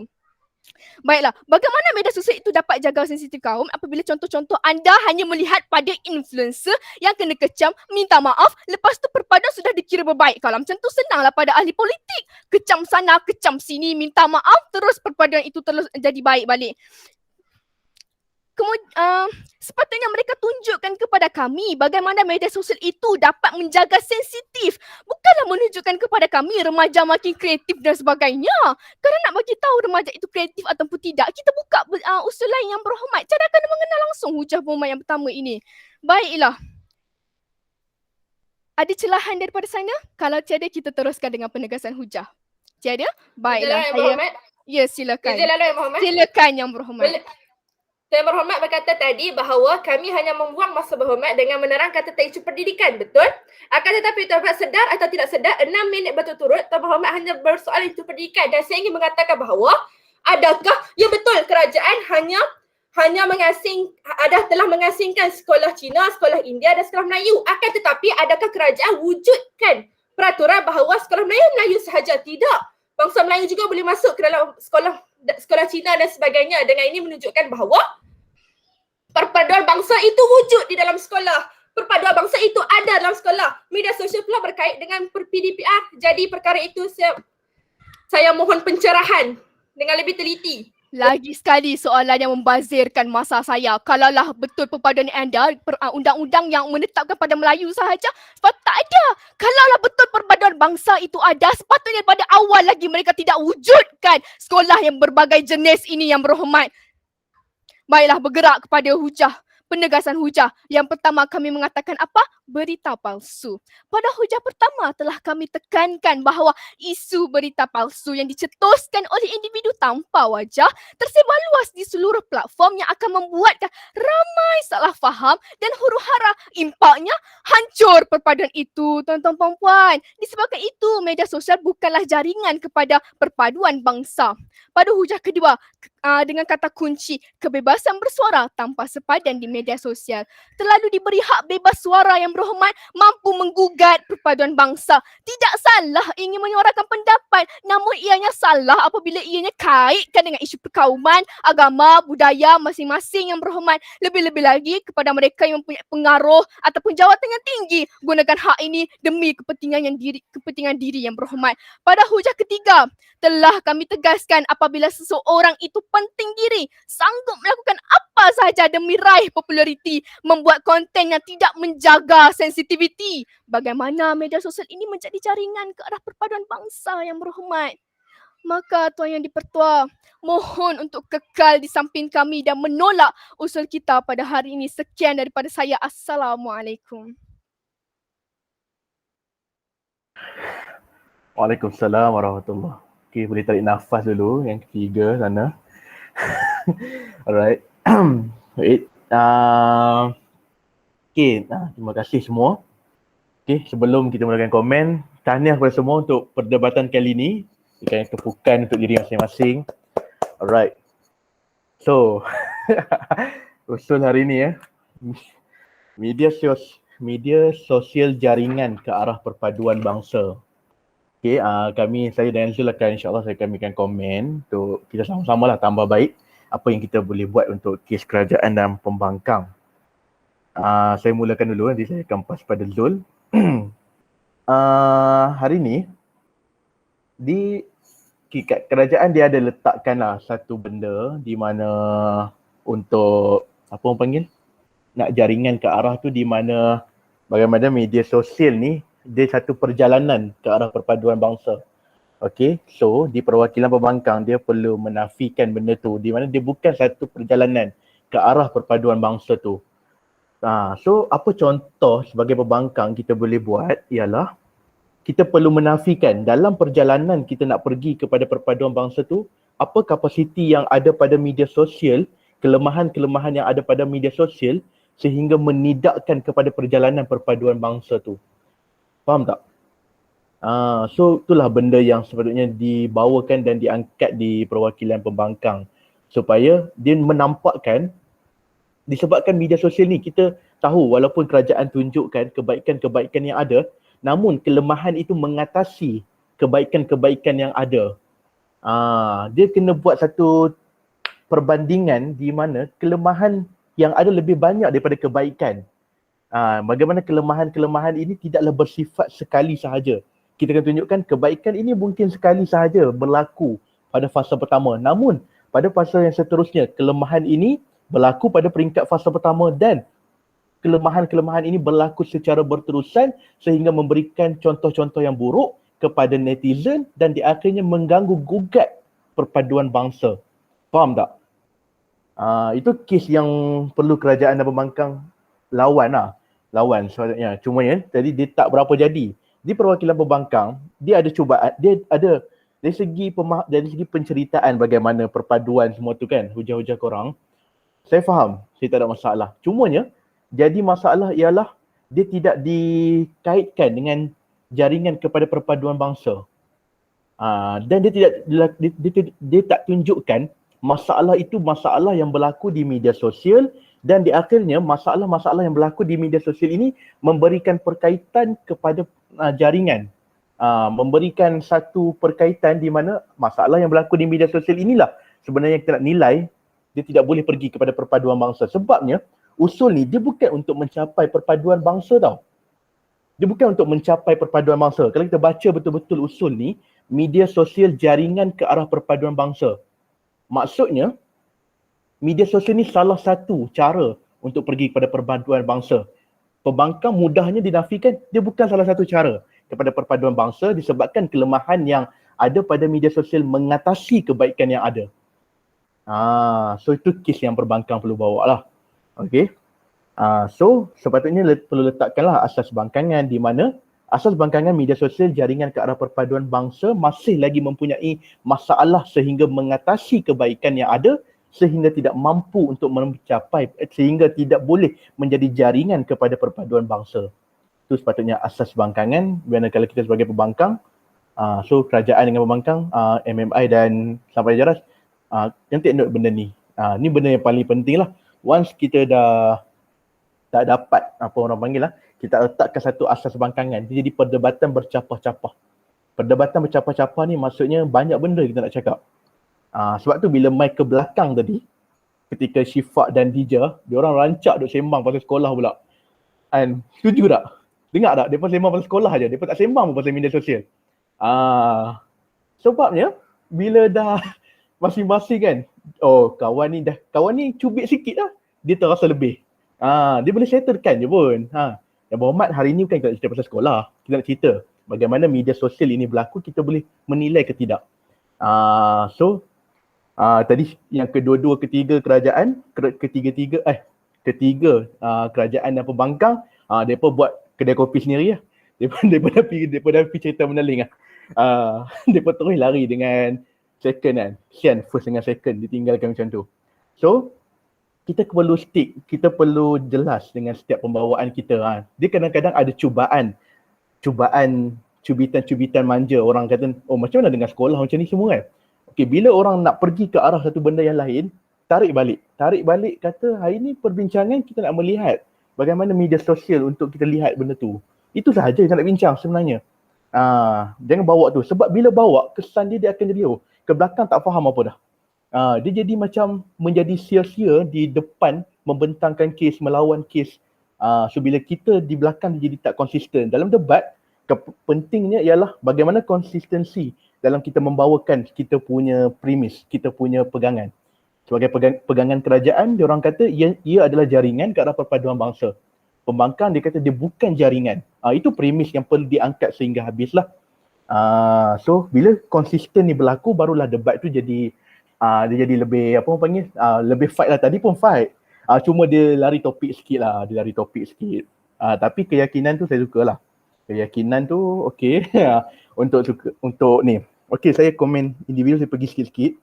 Untuk kerajaan cerita Alia saya faham. Cuma dia mungkin boleh tambah baik dengan Alia kena fahamkan. Ni Alia first time kan jadi kan.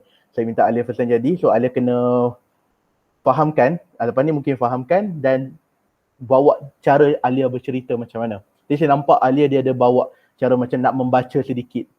Tapi pembacaan dia still boleh dengar. Tak tahulah pembangkang faham tak Alia bawa apa.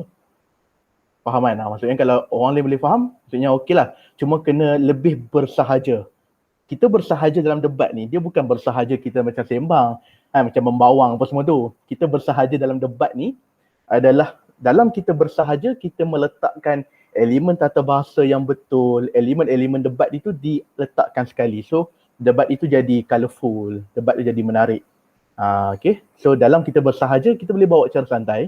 Dalam pada masa sama, kita kena kita kena jaga dari segi pertuturan apa semua tu yang mengikuti tata bahasa yang ditetapkan. Sebab dalam debat sekolah dia pentingkan lah benda bahasa semua tu. Alright. Okay, itu untuk Alia.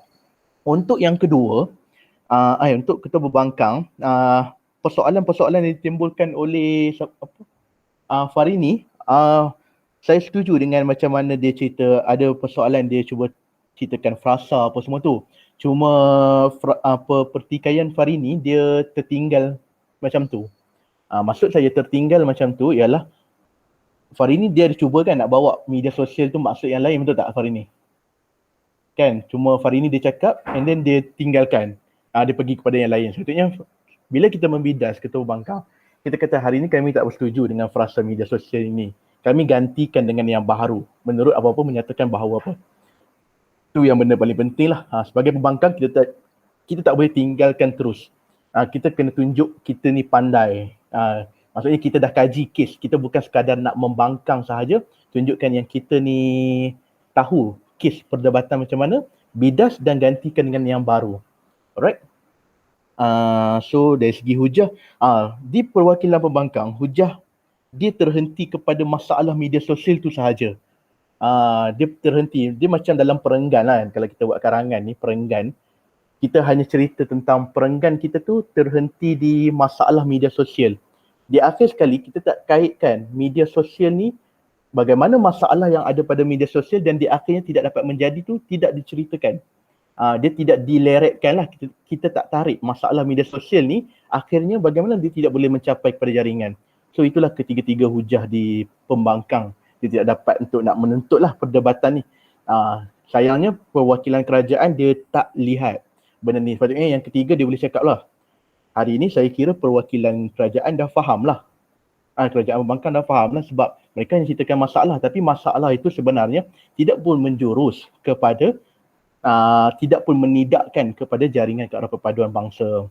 Tapi benda tu tak disentuh oleh kerajaan. So benda-benda ni dalam debat, selain daripada kita menulis, selain daripada kita gila-gila nak membidas, kemahiran yang diperlukan dalam debat ialah kemahiran mendengar. Okay, kemahiran dalam pada masa sama kita menulis, kita kena dengar apa yang orang cakap, tulis apa yang dia cakap, supaya benda yang kita tulis tu kita boleh synchronise-kan dan kita analisis balik di kertas kita. Bila kita tulis, kita nampak, oh kawan ni ada masalah ni. So kita boleh attack lah apa benda yang kita boleh tengok dia punya ni. So penting menulis dan mendengar setiap speaker cakap. Okay, itu saja untuk ketua pembangkang. Untuk kedua, Aisyah dari segi hari ni dia bertambah confident sebab dia tak tengok teks. Saya nampak dia jarang tengok teks. Dia sebab once tangan dia dah naik, dia nampak tangan dia macam tu semua kan dekat skrin, saya nampak ada keyakinan lah. So bagus dan kekal dan tambah baik pada akan datang. Cuma bidas. Dia bidas berita palsu tu individu masing-masing. So dia tinggalkan. So apa nak ni kan? So saya tak nampak. Dia bidas macam sentuh. Orang kata ni bidas lari lah. Kalau dalam nama pembidasan, ni pembidasan lari. Dia bidas touch and go. Dia touch je. Okay, saya nak bidas hari ni. Tak ada pun masalah. Okay, dia belah terus. Terus saya pergi pada hujah. So nama dia bidas touch and go. Bidas touch and go ni, dia boleh digunakan kalau kita memang dah tak tahu sangat nak cakap apa. Tapi tak digalakkan sangatlah. Sepatutnya kita kena cerita dalam berita palsu pada hari ini yang merujuk kepada individu masing-masing. Sekiranya dia tidak mengganggu gugat kepada perpaduan bangsa dalam penggunaan media sosial, saya kira itu tidak ada masalah pun tuan-tuan dan puan-puan. Dan berita palsu ini sebenarnya telah pun adanya tindakan-tindakan daripada undang-undang, maka kami buktikan pada hari ini tuan-tuan dan puan-puan, ianya sebenarnya bukanlah kehalangan kepada jaringan, maka saya kira hari ini hujah ini tidak boleh digunakan langsung selesai membidas. Faham? Itulah cara membidas lah. Kita jangan bidas tu terus, kita kena bidas. Jadi memang masalah, tapi masalah ini dah ada pun satu pelaksanaan mekanisme kepada permasalahan ini. Maksudnya dah ada pun satu akta-akta yang telah pun dikenakan kepada beliau dan di akhirnya akta itu telah menunjukkan satu keberkesanan. So tak ada masalah lah kan, betul tak? Bila dah ada keberkesanan apa semua kan. Okey, dari segi hujah semua saya nampak jelas penceritaan confidence sebab dia mungkin dah mula faham. So Alisa, apa yang penting adalah Alisa dengan first dengan second ni, bila kerajaan, tak kisah kerajaan pembangkang, first dengan second ni dia mesti menjadi satu, apa orang panggil lah, dia pun kena memahamkan antara satu sama lain. Memahamkan antara satu sama juga jadi pembangkang. Kita perlu fahamkan sebab supaya kita nak konsisten. Kita nak konsisten dalam menyampaikan. Sebagai peranan yang kedua, dia nak memahamkan orang. Peranan first dia adalah tentang konsep dan sebagainya. Yang ketiga memang tak ada masalah, dia akan masuk dengan kertas yang kosong.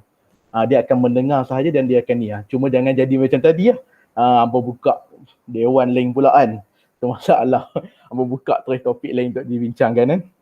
Hampa dua. Okey. Itu untuk Alisa. Untuk yang Naila. Okey, Naila. Okey, untuk Naila, pertikaian dia, dia bercerita juga tentang pertikaian perpaduan di mana tu. Itu which is benda yang bagus lah. Sebab perpaduan bangsa saya pun baru terfikir, betul juga Melayu mana ada dekat Malaysia je kan. So maksudnya benda tu benda yang bagus dan benda tu bila pertikaian yang ditimbulkan oleh yang kedua ni perlu dijawab lah. Cuma tadi benda tu tak dijawab. Dia boleh je jawab terus. Macam bila bangun ketiga, Syifa jawab, okey, Yang Muhammad mereka tanyakan pada hari ini perpaduan di mana. Cukup sahaja hari ini penghujahan kami, kita hanya ingin lihat di Malaysia.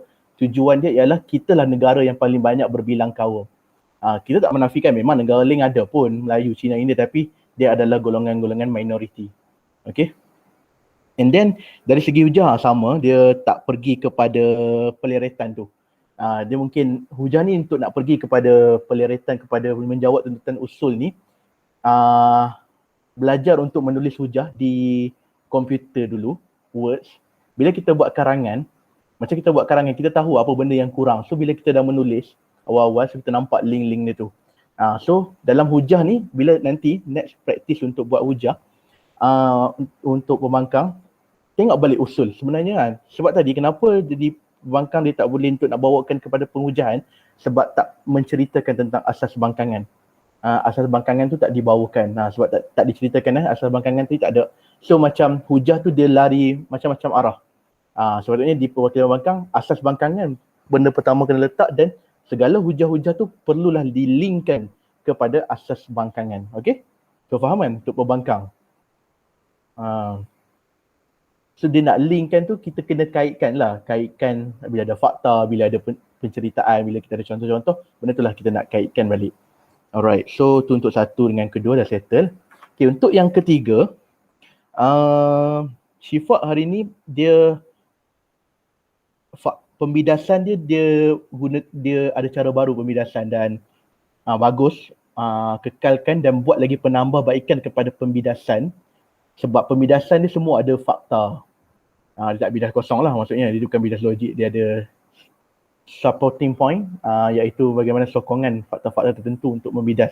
So secara tak langsung tadi dia seolah-olah macam Syifa ni sebagai Thanos lah yang menyelamatkan kes. Faham. Dan dia macam dia macam menjatuhkan kes-kes kan, dengan fakta-fakta dia jadi seorang bila ada fakta-fakta ni dia jadi membidas. Cumanya Syifa tadi pun dia terlari sikit lah, sebab tu saya cakap Syifa dengan Dija dia orang dah buka kes kan, sebab bila dia orang bercerita tentang sekolah, saya macam dah apa benda ni kan, dah belakang-belakang tiba-tiba buka pasal sekolah kan. So kena alert lah, Syifa clearkan dia siap. Masalah dekat sekolah ni kita nak cerita media sosial ni jaringan ke tidak. Okay, tu untuk Syifa Tu lagi apa tadi saya bilang? Pemidasan hujah. Okay, selesai untuk Syifa. Saya pergi pada Dija.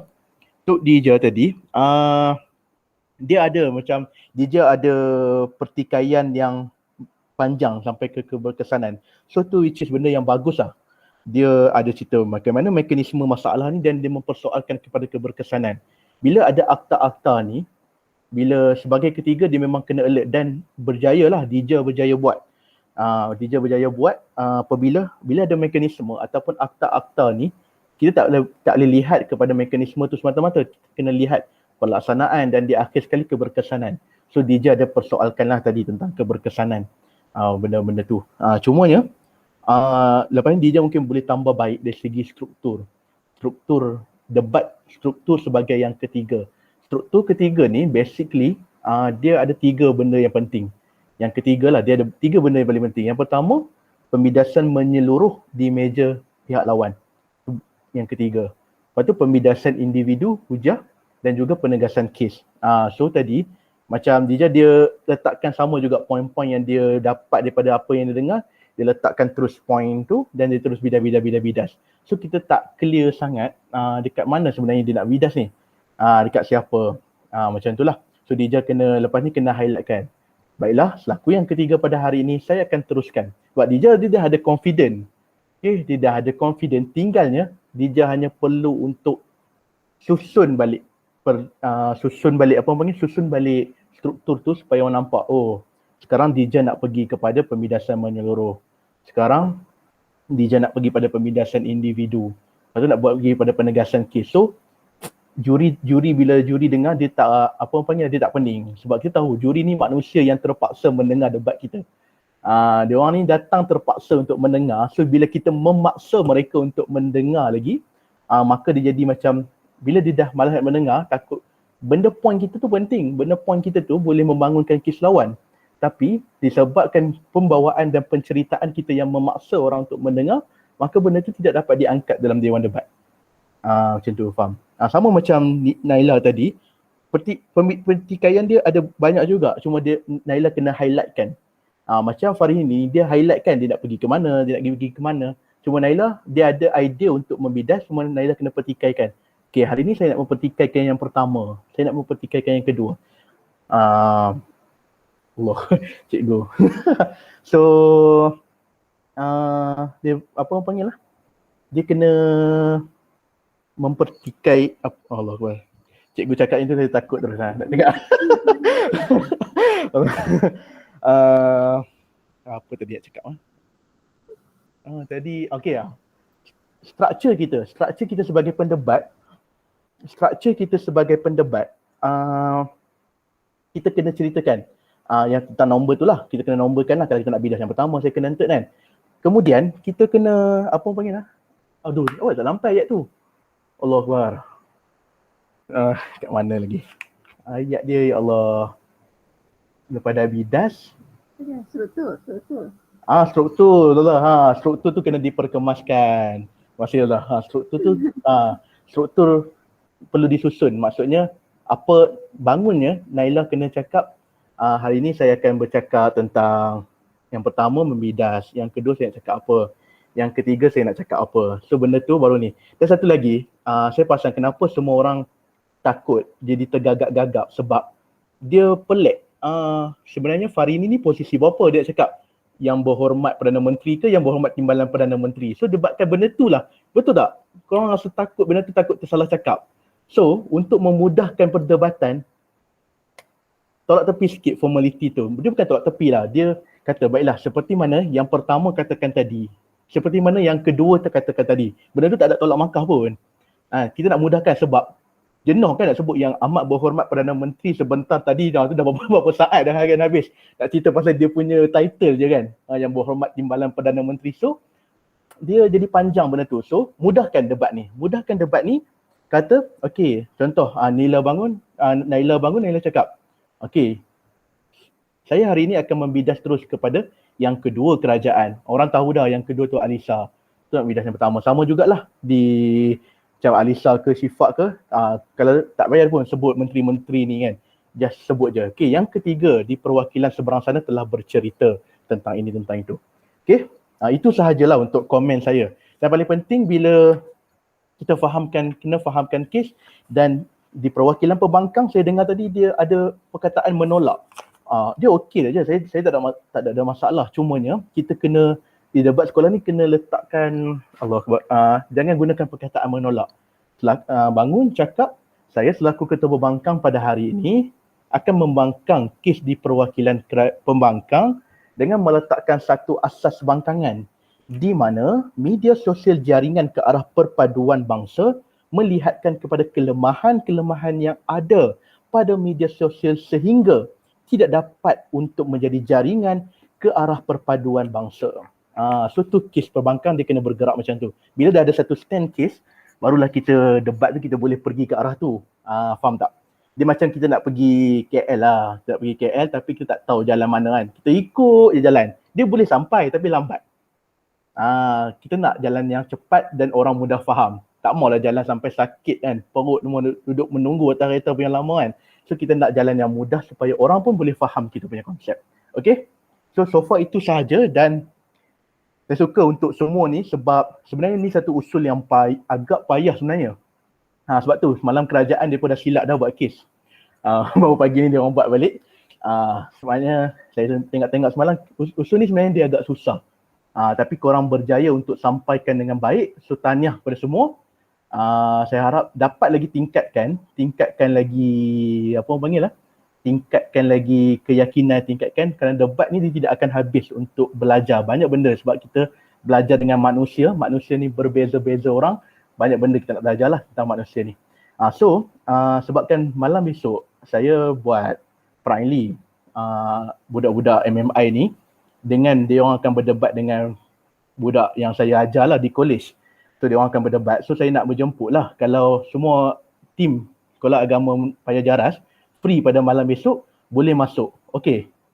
So boleh tengok macam mana perdebatan, boleh tengok lagi perdebatan. So besok bolehlah sokong mereka kan. Besok hampa jadi besok dia akan berlawan dengan budak college lah di universiti, budak-budak yang saya ajar kat college. So macam tu. So boleh belajar lah. Besok dia banyak lagi kan sebab ada juri-juri daripada kawan-kawan saya sikit. So kita boleh belajar banyak. Kita boleh belajar lah something, satu dua perkara kan. At least boleh jadi pertambahan ilmu pada diri kita. Sebelum saya serahkan kepada Zul akan komen. Tinggalkan nombor apa. Nanti yang cek dengan ibu. Okay. Okay, so sebelum saya pergi bagi pada Sifu Zul kan. Sifu Zul, saya nak bagi Ustazah Alha dan Cikgu Sazira jika ada apa-apa. Ustazah Alha dulu. Ustazah Alha nak komen ke? Cikgu Sazira kot. Kira? Saya cakap tu. Cikgu rasa cikgu tak ada cakap apa Kok Khairul. Apa yang Khairul cakap tu dah semua dah mantap dah bagi cikgu yang baru ni lah. Allah. Okey, cikgu pun tak tahu kan perlu bahas ni kan sebenarnya. Kalau perlu nak menulis karangan tu tahulah kan. Betul. Jadi apa cikgu rasa yang Abang Khairul cakap tu dah memang betul lah. Terima kasih lah kepada Khairul dan harap pasukan kita dapat ikutlah apa yang telah dibagi tahu tadi, mana yang perlu ditambahkan. Okey. Okey, selepas ni kan cikgu ingat sebelum cikgu nak jumpa dengan pelajar Mahat sebab cikgu nak tanyalah tentang kelengkapan semua.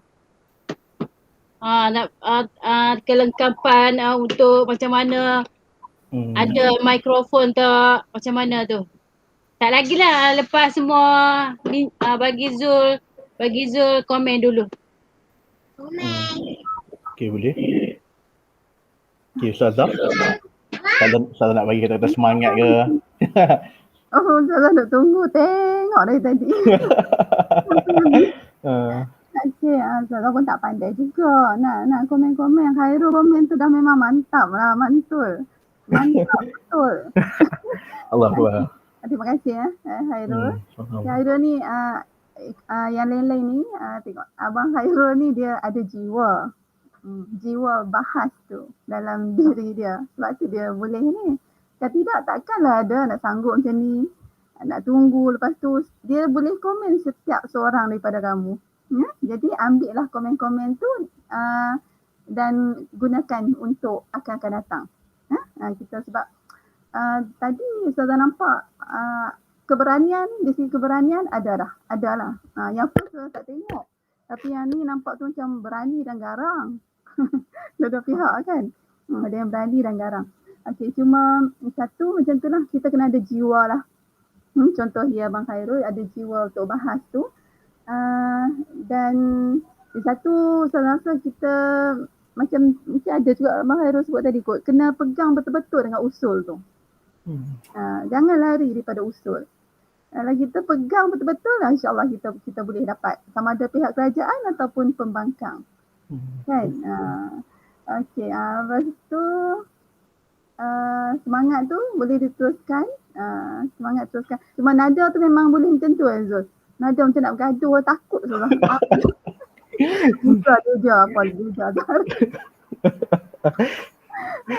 lepas tu boleh kot cakap macam selambau macam tu, boleh kot dalam bahas. Boleh. Boleh Ustazah, asalkan depa ikut tata bahasa tu, tak ada masalah lah kan. Orang panggil ikut aja tata bahasa yang betul Cuma jangan bawa main bahasa Kedah bawa main bahasa Penang pula masuk. Tak ada risau juga. Macam Ustazah jenuh ni. Itulah. Okey lah, yang tu je. Teruskan untuk kedua-dua pihak, tahniah, syabas teruskan yang mana yang baik-baik dan upgrade lagi. Semoga berjaya dua-dua pihak. Okey. Khairul. Ya. Macam usul tu kan. Izin laluan tu kan. Okey. Kalau kita tak bagi dia izin laluan tak apa ke? Sepatutnya dalam debat sekolah lah kan. Debat sekolah ni dia kena terima 2. Paling kurang 2. Maksimum 2. Dia wajib lah terima sebab dalam tu benda tu jadi markah. Sebab dulu kami kalah, saya dengan Zul kalah waktu kami first masuk sebab kami tak terima izin laluan. Betul, izin laluan 2 kali kan? 2 kali. Cumanya ketika kita bagi hujah kan, pembangkang pun boleh ambil kan, tim-tim pelajaran. Ketika kita bagi hujah, pembangkang ada pihak lawan yang memang jahat. Dia memang nak kacau je kita. Kan? Ada jenis bangun sampai 3 tu kan. Padahal 2 orang tak ada soalan apa-apa pun. Dia nak bangun, dia nak bangun buat amal. Dia nak buat amal. Lepas tu dia bagi izin laluan. So kita kata je, tak apa yang Muhammad kejap, bagi saya habiskan dulu hujah. Kemudian saya kembalikan satu. Macam tu. Macam tadi Syifa tu kan, dia tak bagi izin laluan kepada siapa, Farini ke? Dija kan? Ya saya. Boleh ke macam tu Khairul? Kalau ikut, bila kita dah habis satu, kena bagi juga at least satu lah, walaupun kita banyak-banyak cakap, bagi juga supaya nanti markah ditolak ke? Dia ada technical debat tu, dia akan jadi macam seolah-olah menggambarkan tim kita macam tak bersedia dengan soalan-soalan pihak lawan. Betul. Cuma tadi Syifa dia berjaya sikit sebab pembidasan dia sharp. So macam okey lah, dia macam menutupi sikit kesalahan yang dia buat tu, macam menutupi sikit. Sebenarnya patut kena terima. Macam tu. Betul. Okey. Okey, so macam tu lah. Okey. So Zul, untuk komen. Zul lebih teknikal dan juga banyak Okey, kita ambil pada komen Zul pula. Sifu Zul. Lama tak dengar? Sibuk lah ya. Sibuk lah. Bukanlah sibuk. Macam tu lah kita. Salah. Okay. Bismillahirrahmanirrahim. Okay. So, okay ke semua? Dah sekarang dah 6.48. Paling lambat lah akan berhenti ni pukul 7 lah. Paling lambat lah. Kita nak cuba limitkan. Okay. So, nak start pada mana Okay, pertama sekali, dalam debat, kita fahamkan dulu dalam debat, dia ada benda-benda yang kita tak boleh nak ukur. Sebagai contoh, kita cakap nilai murni, itu yang pertama. Lepas tu kita cakap pasal baik, kita cakap pasal jahat, kita cakap pasal berat, ringan. So benda tu semua subjektif. Faham tak benda-benda subjektif ni? Benda yang kita cakap, tapi benda tu kita tak nampak. Contoh kita cakap, kapas itu berat. Kita sekadar boleh cakap kapas itu berat. Tapi macam mana kita nak mengukur kapas itu berat? Gunalah penimbang. Nampak tak? So itu adalah kayu ukur. So apa-apa sahaja yang kita cakap dalam debat, pastikan benda tersebut ada kayu ukur, ada benda yang kita nak ikat dia. Contoh, kalau kita kata rakyat Malaysia jahat. Contohlah kita kata rakyat Malaysia jahat. Apa yang membuatkan kita kata rakyat Malaysia jahat? Contoh, kadar jenayah meningkat. Nampak tak? Relation dia. Kadar jenayah meningkat menunjukkan rakyat Malaysia jahat. Contoh, rakyat Malaysia baik. Kadar jenayah turun. Contoh. Lepas tu, kita nak cakap apa lagi? Lebih baik. Ada perbandingan. Kita nak bandingkan melalui apa? Okay, faham tak? Itu faham dulu idea.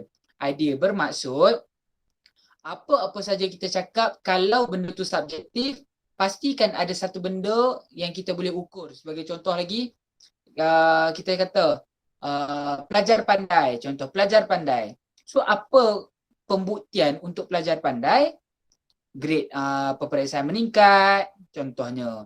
Hafazan dapat nombor 1, contohnya. Nampak tak macam mana kita ikat ataupun buat pembuktian?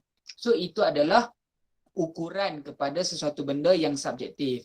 So, berbalik kepada usul hari ini berbincang mengenai perpaduan bangsa. Betul tak? Okey. Perpaduan bangsa. So, macam mana kita nak ukur perpaduan? Macam mana kita nak ukur perpaduan? Pertama, tak ada kes pergaduhan, kurang. So, itulah keadaan perpaduan. Semakin erat lah. Kalau kurang perpaduan, orang banyak bergaduh. Contoh yang pertama. Contoh yang kedua, macam mana kita nak nilai perpaduan? Apa lagi? Kita tak bergaduh dah satu. Yang kedua, kita tolong-menolong. Faham tak? Tolong-menolong. Macam mana ada usaha itu, ada usaha ini, ada joint venture, adanya program-program bersama. Nampak tak? So, kita bekerjasama. So, itulah ukuran kepada perpaduan. Itu ukuran untuk perpaduan dulu. Tapi, pengikat dalam usul hari ini adalah perpaduan bangsa. Siapa tu bangsa? Siapa bangsa? Apa yang dimaksudkan dengan bangsa adalah kaum-kaum yang berbeza. Betul tak? Let's say, Melayu gaduh dengan Melayu. Okey? Adakah itu merupakan konflik bangsa? Adakah itu pergaduhan antara bangsa ataupun antara kaum? Melayu lawan Melayu. Tak. Tapi, kenapa tadi ada pembuktian-pembuktian yang cakap tentang siapa sedang? Cakap sikit tentang apa?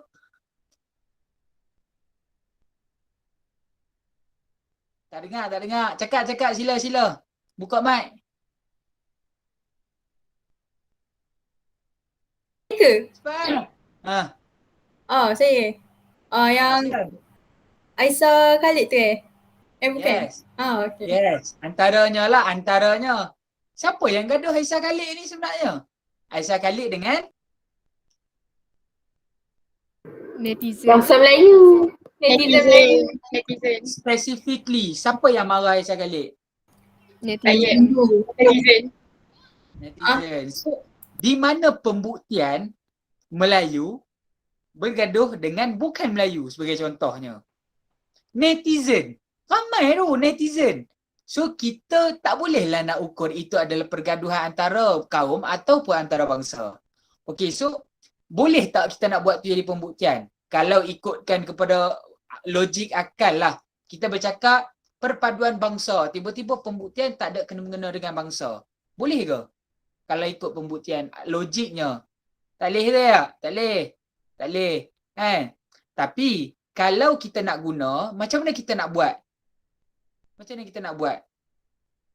Kita buat macam ni. Caranya, let's say lah kita dah tak ada pembuktian, tak ada contoh apa kan. Kita buat macam ni.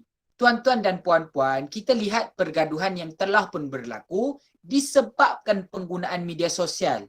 Itu yang pertama kita perlu faham. Contoh pergaduhan-pergaduhan. Terjadinya pergaduhan di antara orang-orang kenamaan ataupun influencer dengan izin Tuan Yang di-Pertua. Ausar, tak ingatlah nama dia, tak kenal. Kan? Aisyah Khalid contohnya. Lepas tu dia cakap, Aisyah Khalid dah bergaduh dengan netizen dan akhirnya membuatkan pergaduhan ini berlanjutan berhari-hari. Adanya kecaman-kecaman, adanya makian-makian dibuat di platform media sosial.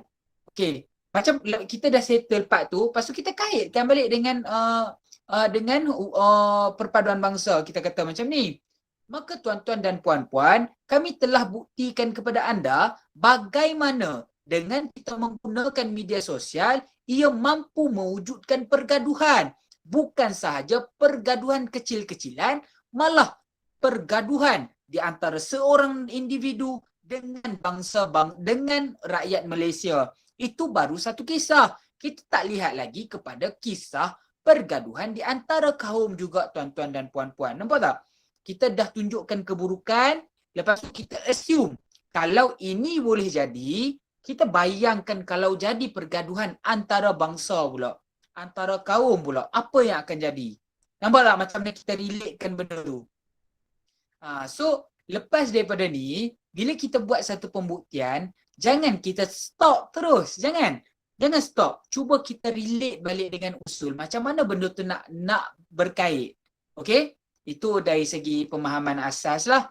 Okay, kita boleh guna benda tu untuk membidas. Kita boleh guna benda tu untuk buat kes sekalipun. Okay? Tak mahu sentuh banyak lah. Sebab kalau sentuh banyak-banyak nanti pening. So, kita ambil sikit-sikit dulu. Ambil tu dulu. Faham Faham. Lepas tu, okay. Nasihat yang kedua. Itu yang nasihat pertama. Nasihat yang kedua ataupun perkongsian kedua.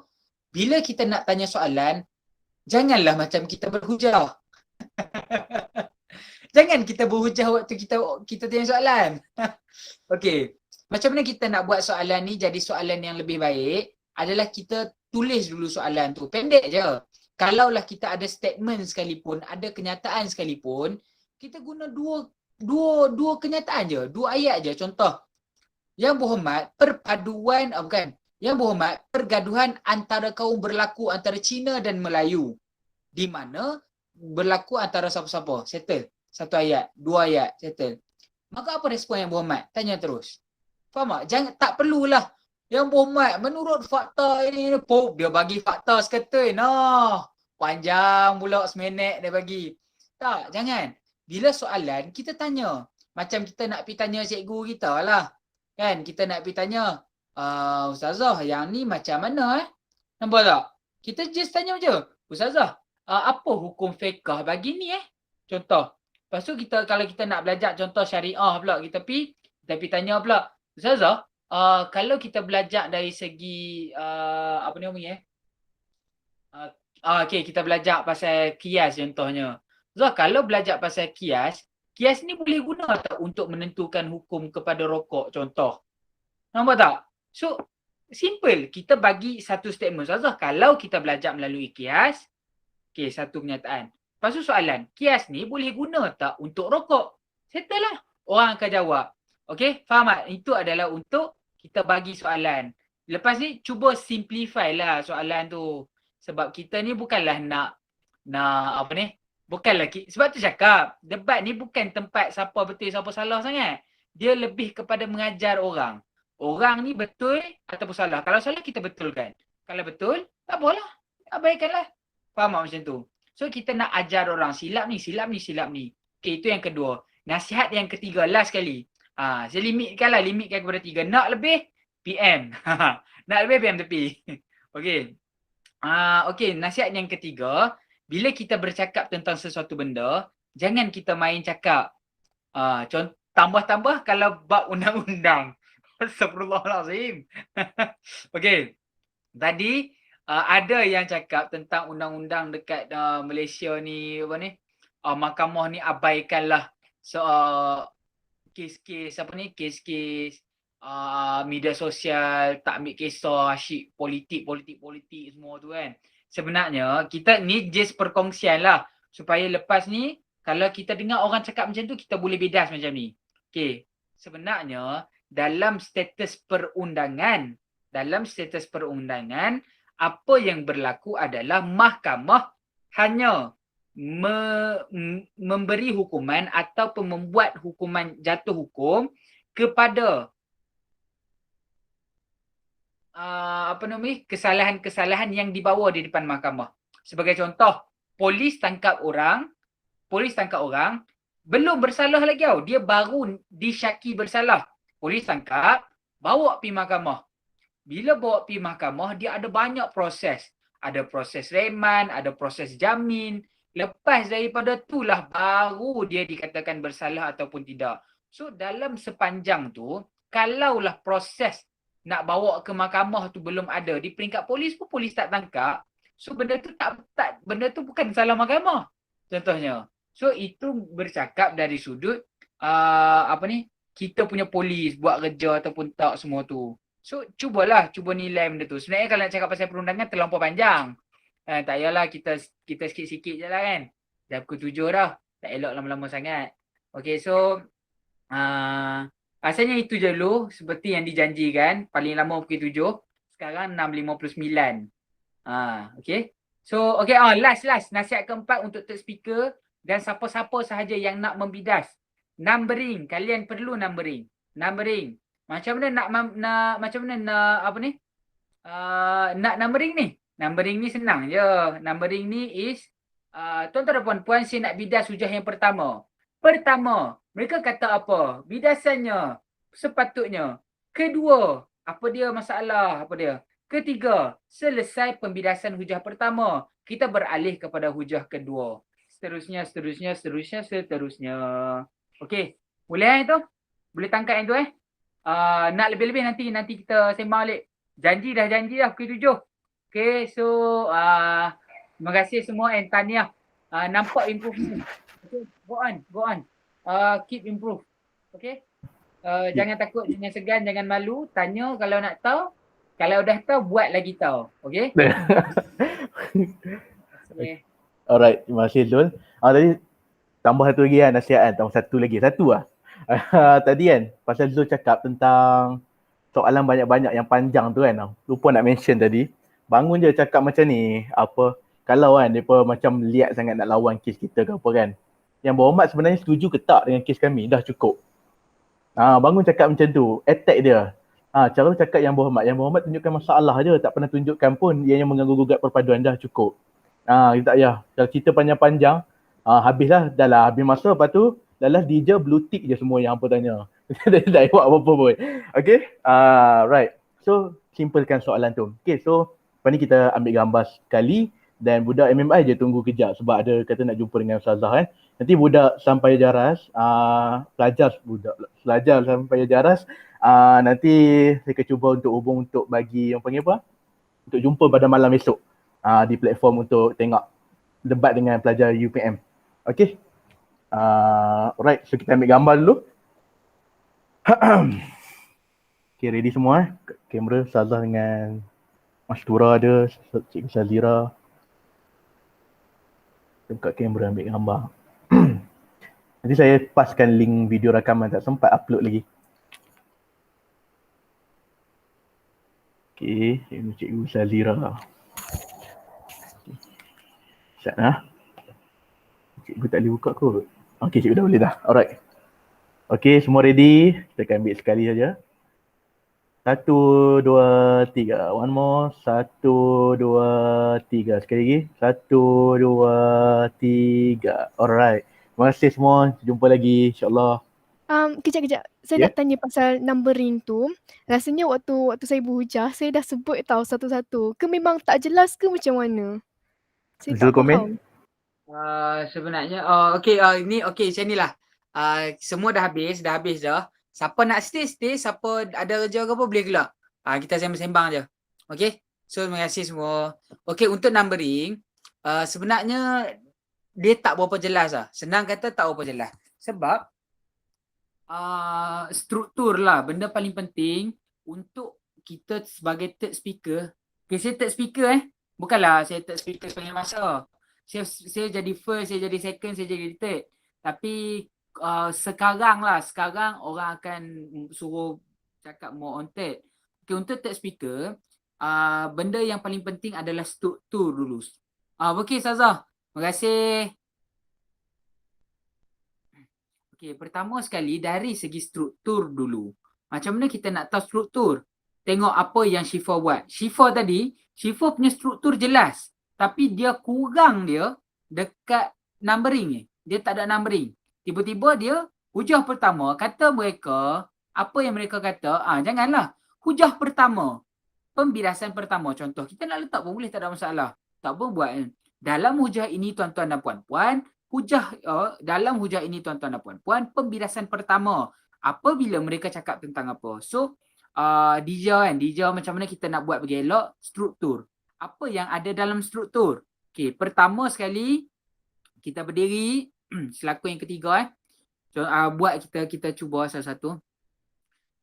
Bismillahirrahmanirrahim. Terima kasih buat Tuan Yang di-Pertua, Barisan Kerajaan, Kabinet Pembangkang, seterusnya saudara dan saudari yang sudi untuk bersidang pada hari ini. Tuan-tuan dan puan-puan, selaku yang ketiga di perwakilan kerajaan ataupun di perwakilan pembangkang, maka 3 perkara akan saya lakukan dalam Dewan Perdebatan. Pertama, saya akan membidas secara keseluruhan pembawaan mereka di perwakilan kerajaan. Contoh, ni kalau makanlah. Okey, secara keseluruhan. Kedua, kita akan sama-sama semak portfolio mereka seorang demi seorang. Pembidasan hujah satu demi satu perwakilan di seberang sana. Dan yang ketiga, saya akan kuatkan semula kes kami di perwakilan kerajaan. Contohnya. Okey? Nampak? Itu starting. Baik. Tuan-tuan dan puan-puan, sebelum kita lanjut kepada pembidasan satu demi satu hujah mereka di perwakilan kerajaan, mari sama-sama kita nilai dahulu masalah-masalah yang wujud dalam pendefinisian konsep mereka, tuan-tuan dan puan-puan. Nampak? Okey. Masalah yang pertama. Nampak? Itulah start numbering. Masalah yang pertama. Habis, bidah settle. Kedua.